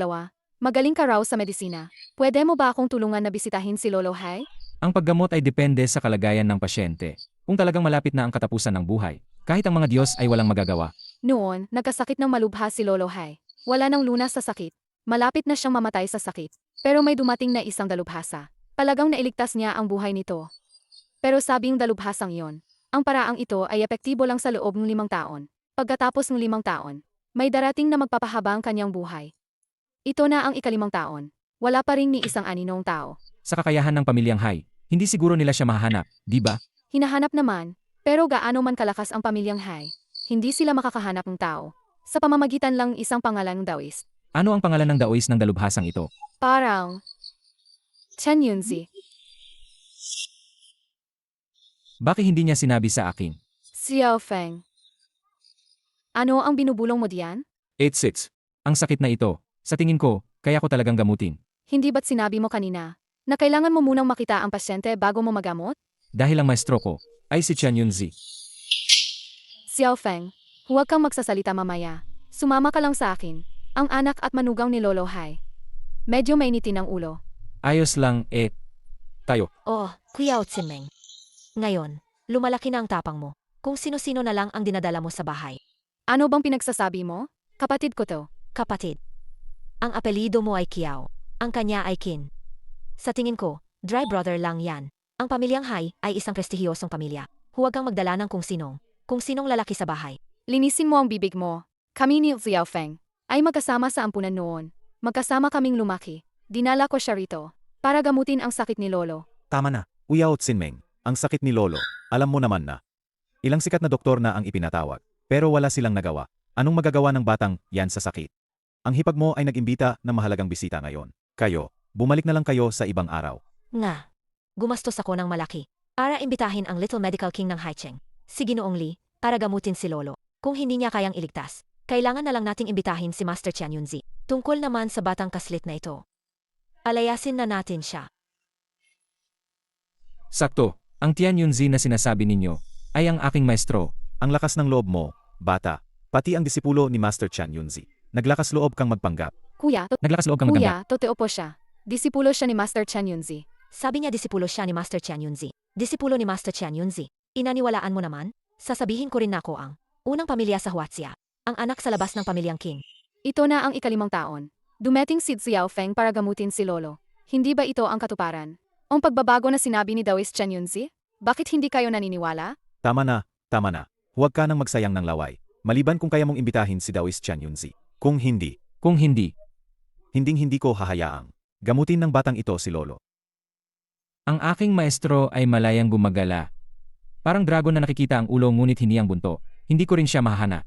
Talagang puro kasinungalingan. Kung hindi ninyo mahanap ang tao, aano mo naman patutunayan na ikaw nga ang disipulo ni Maestro Qian Yunzi? Bakit ko kailangang patunayan? Ang pagpunta ko rito ay dahil lang sa aking ika-6 na ate, si Qiao Tsinmeng. Kung hindi kayo naniniwala, alis na lang ako. Hindi ganoon kababa ang halaga ng aking medikal na kasanayan. Xiao Feng, huwag kang magalit. Sila ay sila. Ako ay ako. Palaging mabait sa akin si Lolo Hai. Tingnan mo lang siya. Iligtas mo siya. Hindi ka makapaggasya. Kung ipapagamot mo sa akin si Lolo Hai, wala ka nang kinalaman dito. Huwag ka ring masyadong sisihin ang sarili mo. Gago ka. Sino ang isinusumpa mo? Nangahas kang magpakalat ng gulo sa pamilya Hai. Maniniwala ka ba? Kung palalabasin kitang gumagapang. Nangahas kang magpakalat ng gulo sa pamilya Hai. Maniniwala ka ba? Kung palalabasin kitang gumagapang. Kuya, magsalita ka ng may respeto. Si Xiao Feng ay may mabuting intensyon na gamutin si Lolo. Kung hindi ninyo pinahahalagahan, ayos lang. Pero hindi ninyo kailangang magsalitang masama, di ba? Mabuting intensyon. Uyao Tsinmeng, huwag mong isipin na hindi ko alam kung anong masamang balak ang nasa isip mo. Sa mga taong ito, kumain ka sa pamilyang Hai. Gumamit ka ng mga bagay mula sa pamilyang Hai. Ngayon, hindi ko alam kung saan mo pa dinala ang maliit na hayop na ito. Gusto mong kumain ng malaki. Gusto mong makakuha ng bahagi ng mana. Tama? Ang kapal ng mukha mo. Kung muli mong mumurahin ang aking ika-6 na ate, handa ka na bang maghintay sa iyong libing? Nagre-rebelde na kayong lahat. Uyao Tsinmeng, ito ba ang magaling mong kapatid? Naglakas loob siyang saktan ako. Kung matapang ka, huwag kang tumakas. Tatawagin ko ngayon ang mga gwardiya. Para duugin ang mukha mo. Dumating na si Ginoong Li, ang Little Medical King. Dumating na si Ginoong Li. Napakagaling. Ang aming matandang Ginoo ay sa wakas maliligtas na. Narinig ko ang sakit ng matandang Ginoo ng pamilyang Hai. Kaya ako ay naparito dahil sa kuryosidad. Kaya ako ay naparito. Ngunit hindi pa rin tiyak kung magtatagumpay ako. Ginang, huwag muna kayong mag-alala. Sino ang dalawang ito? Siya ay isang ulila na inampon ng matandang Ginoo noon. Ngayon, hindi ko alam kung saan niya nahanap ang manloloko na ito. Nangahas pang magpanggap na si Qian Yunzi, ang disipulo ng Taoist Master. Mahal, dali, alisin mo ang bastos na yan. Alabasin mo. Dadalhin ko muna si Ginoong Li. Tingnan ang matanda. Nasaan ang mga gwardiya? Patay na ba silang lahat? Dali, palisin niyo silang dalawa. Maliit na hari ng medisina, nagkita na naman tayo. Bakit ikaw? Dali, palisin niyo silang dalawa. Maliit na hari ng medisina, nagkita na naman tayo. Bakit ikaw? Bakit ikaw? Bakit? Hindi ba ako pwedeng pumunta? Mula nang maghiwalay tayo, naramdaman kong kulang pa ang aking kalaman. Patuloy akong naghahanap sa inyo, Ginoo. Hindi binibigo ang langit ang mga masisipag. Pakiusap, Ginoo, tanggapin niyo ako bilang inyong disipulo. Ginoong Li, anong nangyayari? Nagkamali ka yata ng pagkakakilala. Aano siya magiging maestro mo? Manloloko lang siya. Kung manloloko si Ginoong Qin, ano naman ako? Masyado kayong makitid ang pag-iisip. Sa tingin ko, ang pamilyang Hua ay dapat nang maghanda para sa libing. Ang pagganggap ng disipulo ay hindi na kailangan. Wala akong panahon o kagustuhang magturo. Kung hindi naniniwala ang pamilyang Hai sa aking kasanayan sa medisina, kung gayon, alis na ako. Kung ayaw ng maestro na manggamot, ako bilang disipulo ay susunod. Ginoong Hai, paumanhin. Ginoong Qin Feng. Ang nangyari kanina ay kasalanan ko. Humihingi ako ng tawad. Kayo po ay may malawak na pangunawa. Iligtas niyo po ang aming lolo. Dahil sa aking ika-6 na ate, hindi ko na kayo sisingilin. Ngunit kung malaman ko pa ulit na inyong hinamak ang aking ika-6 na ate, sa tingin ko, ang pamilyang Hai na ito ay hindi na kailangan pang umiral. Ginoong Lee, ngayon ako manggagamot. Panoorin mo kung gaano karami ang matututunan mo. Depende na sa iyong kapalaran. Opo. Xiao Feng, ito si Lolo Hai. Ito ang tunay na enerhiya ng maestro. Ito ang tunay na enerhiya ng maestro. Kaya pala, matagal nang gumaling si Lolo Hai. Ibig bang sabihin, gusto ng maestro na ako ang magbigay ng pabor sa pamilyang Hai? Pero bakit naman? Xiao Feng, magagamot ba ang sakit na ito? Huwag kang mag-alala, walang malaking problema. Ako ang maglalagay ng karayom kay Lolo. Lumabas ka. Ang pinakamataas na antas ng kasanayan sa medisina. Ito ay paggamit ng enerhiya para gabayan ang karayom, para linisin ang mga meridian, at alisin ang masamang enerhiya. Maraming salamat po sa aral. Nasaan ako? Lolo, gising ka na po sa wakas. Ako po si Tsinmeng. Sinmeng. Ikaw yan. Nahanap mo si Maestro Chen Yunze. Ang kapatid ko, si Qin Feng, ang nagligtas sa iyo. Siya ang disipulo ni Maestro Chen Yunzi. Gising ka na po sa wakas, Lolo. Maliit na bagay lang, hindi na kailangan pang banggitin. May gusto pa akong itanong. Lolo Hai. Sinmeng. Ikaw. Lumabas ka muna. Kakausapin ko lang si Ginoong Qin. Sige po, Lolo. Maghihintay po ako sa labas. Maari ko po bang itanong, Lolo Hai, kung bakit noon? Maghihintay po ako sa labas. Maari ko po bang itanong, Lolo Hai, kung bakit noon? Inampon ninyo ang aking ate, bilang inyong ampon. Noon, nang ginagamot ako ni Dawes Chen Yunzi, mayroon siyang isang kahilingan. Ito ay ang ampunin at protektahan ang iyong ed. Hindi ba sinabi ng aking maestro? Kung bakit? Bakit? Wala. Ang maestro mo ay sinabi lang na pagkatapos ng 5 taon. Si Qiao Tsinming ang magdadala sa akin ng bagong buhay. Ngayon mukhang ito ay natupad kay Ginoong Qin Feng. Matandang Ginoo, pakiisip niyo po ulit. Nabanggit po ba ako na maestro ko? Si Shen Yunzi ay napakalalim at misteryoso. Hindi niya kailanman nabanggit na mayroon siyang disipulong tulad mo. Matandang Ginoong Hai, ang sakit niyo po ay hindi na malala. Kailangan niyo lang magpahinga. Alis na po ako. Hindi maganda, Xiao Feng. Hindi makontak ni ate ang director. May nangyari ba? Naku.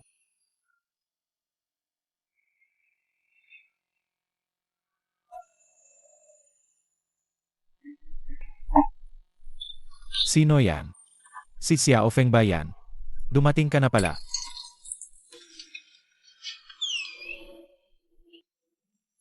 Oh, Gino.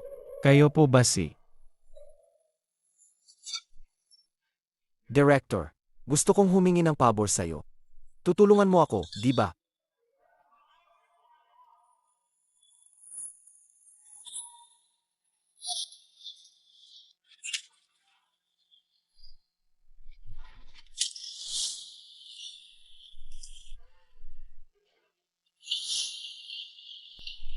Director, huwag kang kabahan. Basta sundin mo lang. Ang sasabihin ko, ginagaranti akong magiging maayos ka. Sino ka ba talaga? Ano ang gusto mong gawin? Hahaha. Sino ako? Ako lang naman ay isang ligaw na kaluluwa na sinira ni Qin Feng, ang pamilya at buhay. Impossible. Hindi ganoong klaseng tao si Xiao Feng. Director, paano kung magkasundo tayo?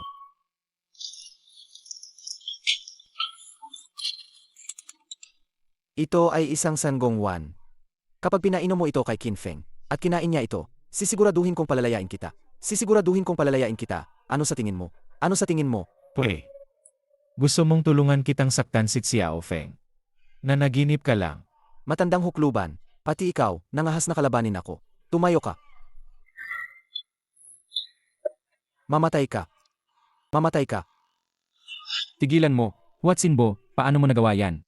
Qin Feng, alam kong napakalakas mo, pero subukan mo. Sino sa atin ang mas mabilis? Huatsinbo, huwag mong idamay ang pamilya. Pakawalan mo ang direktor, ang ating alitan. Sa akin ka lang makipag-away. Paano naman ang pamilya ko, putangina? Pinatay mo ang lolo ko. Ngayon mo pa ako sasabihan ng ganyang kabalbalan. Huatsinbo. Kumalma ka. Ano ang gusto mo? Para pakawalan mo ang direktor. Sek, bibigyan kita ng isang pagkakataon. Kapag lumuhod ka lang, at yumukod sa aking lolo, pakakawalan ko agad ang matandang ito. Kapag lumuhod ka lang, at yumukod sa aking lolo, pakakawalan ko agad ang matandang ito. Huwag. Xiao Feng. Hindi. Ano? Ayaw mong lumuhod?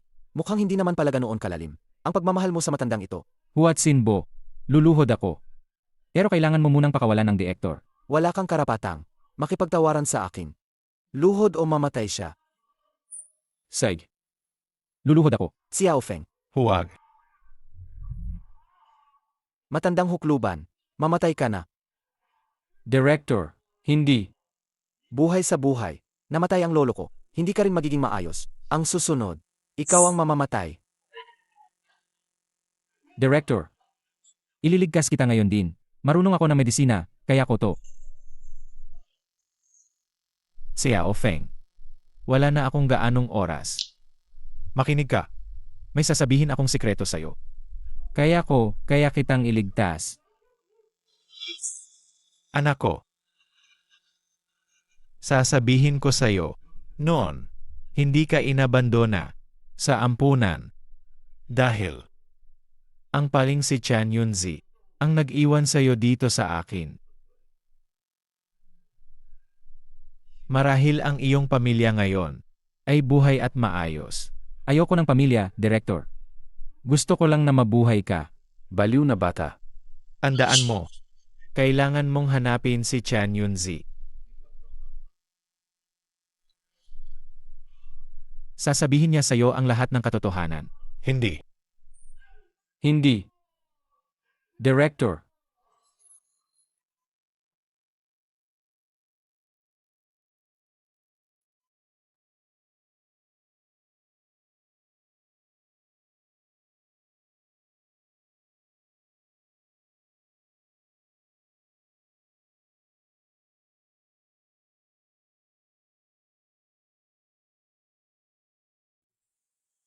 Xiao Feng, ihatid na natin si Director sa huling hantungan niya. Director.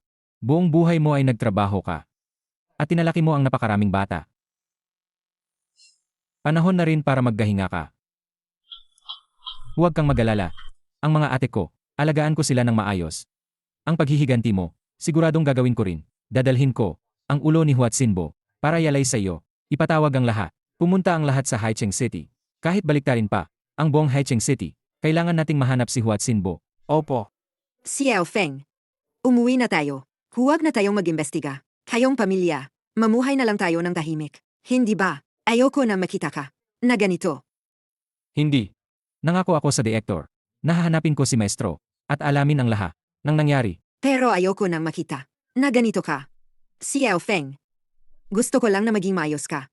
Naniniwala akong ganoon din. Ang gusto ng director.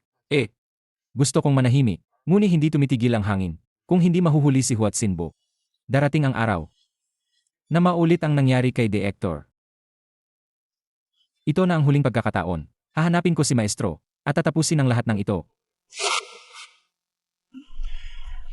15 taon na ang nakalipas. Maestro, sana hindi mo ako bigin. Matanda, bumalik na ako. Magkakita ka. Sino yan? Tigil. Sino ka? Bakit ka na ito? Sa templo ng maestro ko. Nasaan ang maestro ko? Kung sasabihin kong, hinahanap ko rin si Chan Yunzi. Maniniwala ka ba? Sa liwanag ng araw, nakasuot ng night suit, at nakatakip ang mukha. Papatayin mo siya, di ba? Pwede na ba akong umalis ngayon? Huli na. Ayoko talagang makipaglaban sa'yo.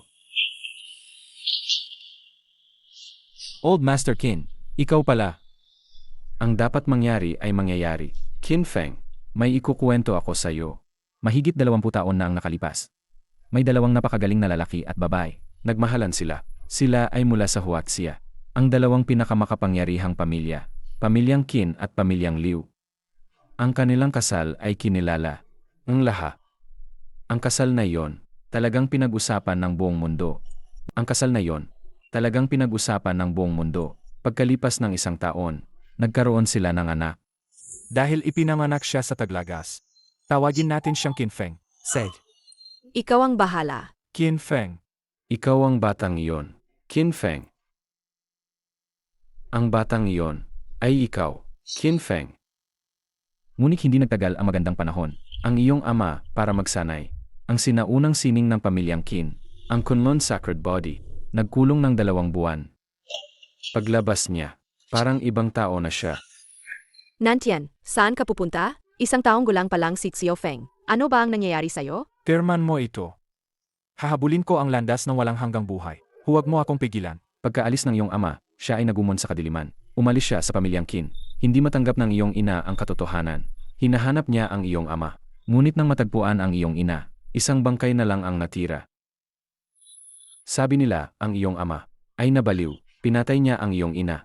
Nagngit-ngit sa galit ang pamilyang Liu. Hindi nila matagpuan ang iyong ama. Kaya ang galit nila ay ibinuhos sa iyo. Ipinahayag nila na, ikaw ay isang malas. Ikaw ay isang bastardo. At kailangan kang patayin. Gusto ko siyang hiwain ng libu-libong beses. Para sa iyong kaligtasan. Ang iyong lolo mismo ang nagdala sa iyo. Sa templong ito. Ang paring si Chen Yunzi. Ang batang ito ay may koneksyon sa akin. Ngunit hindi ko alam kung bakit. Iniwan ka niya sa Lanchen Orphanage. Ngunit kahit ganoon, natagpuan pa rin ng pamilyang Liu ang mga bakas.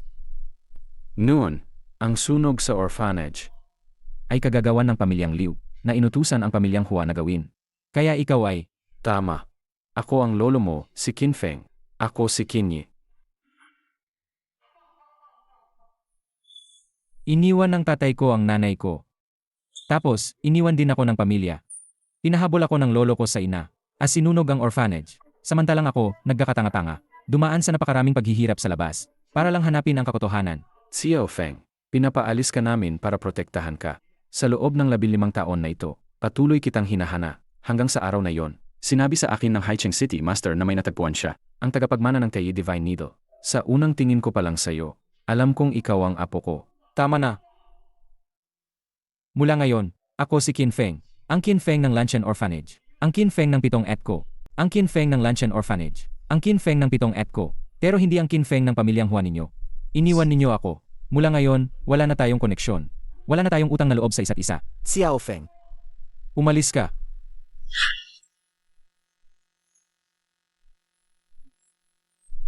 Itang ina.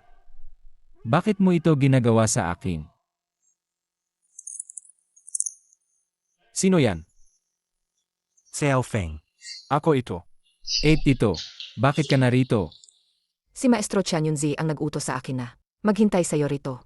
Sabi niya, nakatadhana kang harapin ang pagsubok na ito. Ate Pito, kilala mo si Maestro. At anong klaseng pagsubok naman ito? Sa totoo lang, hindi ako ulila. Si Maestro ang nagpalaki sa akin. Ayon sa seniority, dapat tawagin mo akong Ate. Taglay mo ang Kunlun Sacred Body, at natutunan mo ang Kunlun Divine Art, at natutunan mo rin ang Tei Divine Needle ni Maestro. Masyadong malakas ang iyong kapalaran, kaya tiyak na may pagsubok kang haharapin. Ito ang Red Dust Tribulation. Pinayagan ka ni Maestro na pumasok sa mundo, para maranasan mo ang hirap ng buhay ng tao, para mahubog ang iyong matatag na kalooban. Sa ganoong paraan mo lang malalampasan ang pagsubok, at magiging ganap ang iyong kapangyarihan. Pero hindi ito ang gusto ko. Gusto ko lang maging ordinaryong tao. Gusto ko lang magkaroon ng masayang pamilya. Mali ba yon? Xiao Feng, hindi mo ito kasalanan.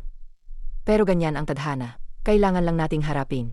Kahit hindi ako masyadong makakatulong sa iyo, pero kahit paano, kasama ko ang mga ate mo. Palagi kaming nandito para sa iyo. Tama. May mga ate pa ako. Panginoon, nagkamali ako sa pagkakataong ito. Pakiusap, pausahan niyo ako, Panginoon. Alagang walang kwenta. Panginoon, napakalakas ni Qin Feng. Wala talaga akong kumbiyansa. Natalunin siya. Pakiusap, Panginoon, bigyan niyo pa ako. Ang kapangyarihan, tiyak na papatayin ko si Qin Feng. Kahit bigyan pa kita ng ilang porsyento, sa tingin ko ay hindi pa rin sapat. Huwag ka nang mag-abala. Igapos mo ang mga ate niya. Si Qin Feng ay tiyak na mahuhulog sa bitag. Hey, ang pagkamatay ng director ngayon ay nagbigay na matinding pasanin kay Xiao Feng. Kasalanan ko. Noong pumunta ako sa pamilyang Hua para sa kaso, nawala ko si Huwag Sinbo. Kung hindi paano mangyayari sa direktor? Walang sinuman ang nag-akala na si Huat Sinbo ay magiging ganoon kasama para puntiryahin ang director. Hindi ko rin alam kung ano na ang nangyayari kay Xiao Feng. Ngayon, Hindi maganda. May dumarating.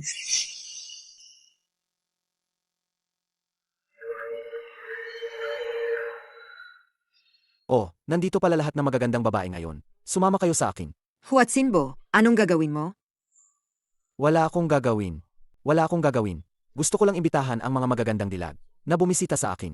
At para na rin kay Qin Feng, ang bastardo na yan para magbayad sa lahat. Hua Tsinbo, pinatay mo ang director. Babayaran mo yan ng buhay mo. Ah, eh.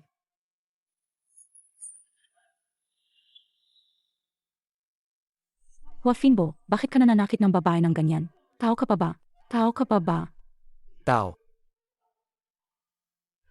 Simula nang mawala ang pamilyang Hua, atay na rin ako. Ngayon, isa na lang akong masamang espiritu na gustong maningil kay Qin Feng. Dalhin silang lahat. Dalhin silang lahat.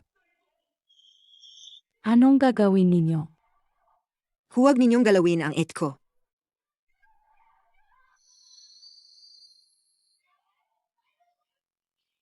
Qin Feng. Narinig mo ba? Mamayang 8 AM sa bodega sa North City. Huwag kang mawawala.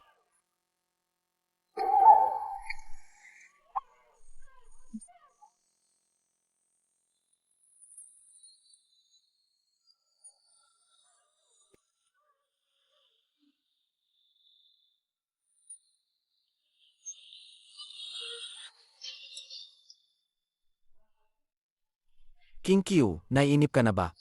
Ayos lang. Darating na si Qin Feng. Pagdating niya, sasamahan ko kayong lahat. Sa inyong huling hantungan. Hui! Sa ganitong sitwasyon pa rin, naggapanggap ka pa ring malinis. Hua Tsinbo, huling beses ko nang sasabihin sa'yo. Hindi tayo close. Huwag mo akong tawagin sa pangalan ko. Nandidiri ako. Malapit ka nang mamatay, matigas ka pa rin.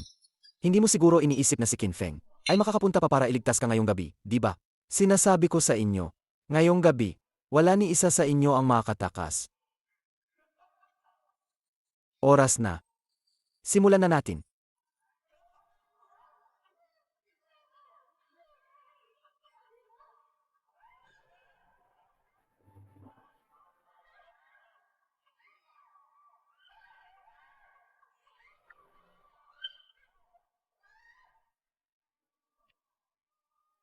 Tigilan mo.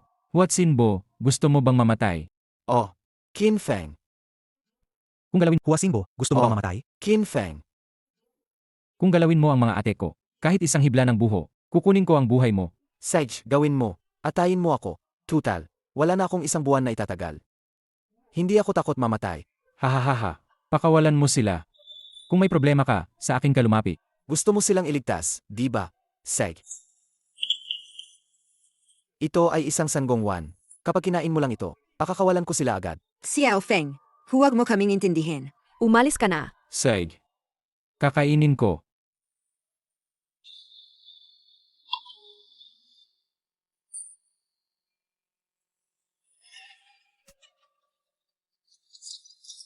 Xiao Feng. Xiao Feng.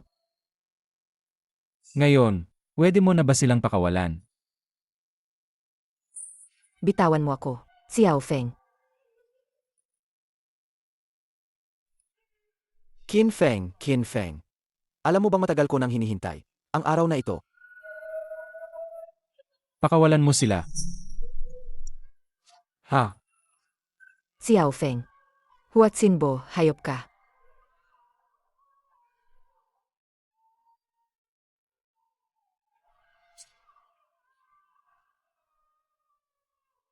Hindi ba't napakalakas mo? Halika, suntukin mo ako.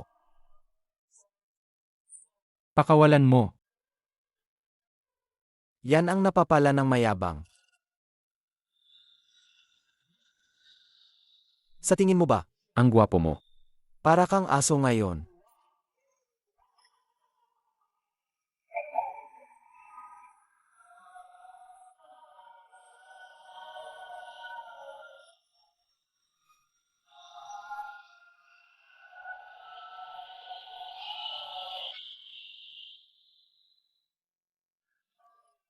Ngayon, kayo naman ang susunod.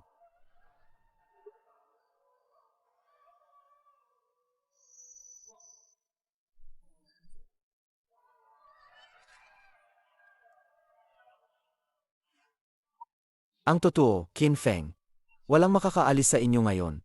Pababayaran ko sa inyong lahat. Ang pamilyang Hua,